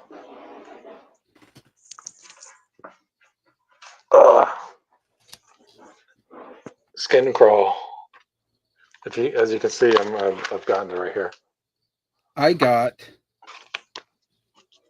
Supergirl #2. Oh, I got to go to the LCS and pick that up. I don't know what happened to this copy though. It's all fucked up. What did I do to this thing? Did you I destroy it? really put these books through the paces sometimes. It's got all these crazy marks on the back, and I have no idea where they came from. Oh, me and my boy Craig went to the comic shop because we saw that Pavements movie, which I loved, by the way. But yeah, I went and I bought this before I went and saw the Pavements movie. Is it better than the first issue? I haven't read it yet. It's kind of like a girly book, so it's not like really that good. But it's there should be more fighting. There should be more violence. There should be more just more eye gore. It's a little soft. It's a little twee. Little twee. Yeah, it's a little quirky. It's a little twee. But I'm sure some people like it. But I haven't read it yet, to be fair. The new Batman, the new Absolute Batman came out. I read that. It was fantastic. So that Absolute Batman, that's where it's at right now. Absolute Batman. No. Yeah. By the way, people vote for Pedestrian Eisner, best new series. No, definitely vote for Absolute Batman if you have an Eisner vote, because I did a variant cover for that book and it was really good. I did a variant for the Pedestrian issue too. Should check it out. Well, some people are saying it's one of the best variant covers. No, mine was definitely better, but that's okay. And on that note, oh, you know what?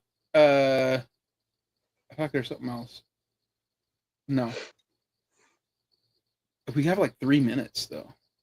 Oh. I feel like anything you want to get off your chest? What's that? Anything you want to get off your chest? Trying to think. I talked about how annoyed I was with Stockton little area that I was at. I don't know. We were talking earlier about I had a relative come into town, and that was interesting. Oh, that's too long of a conversation for. Yeah, it probably is. It probably is. we can talk about something else later. We'll talk about it in a few weeks.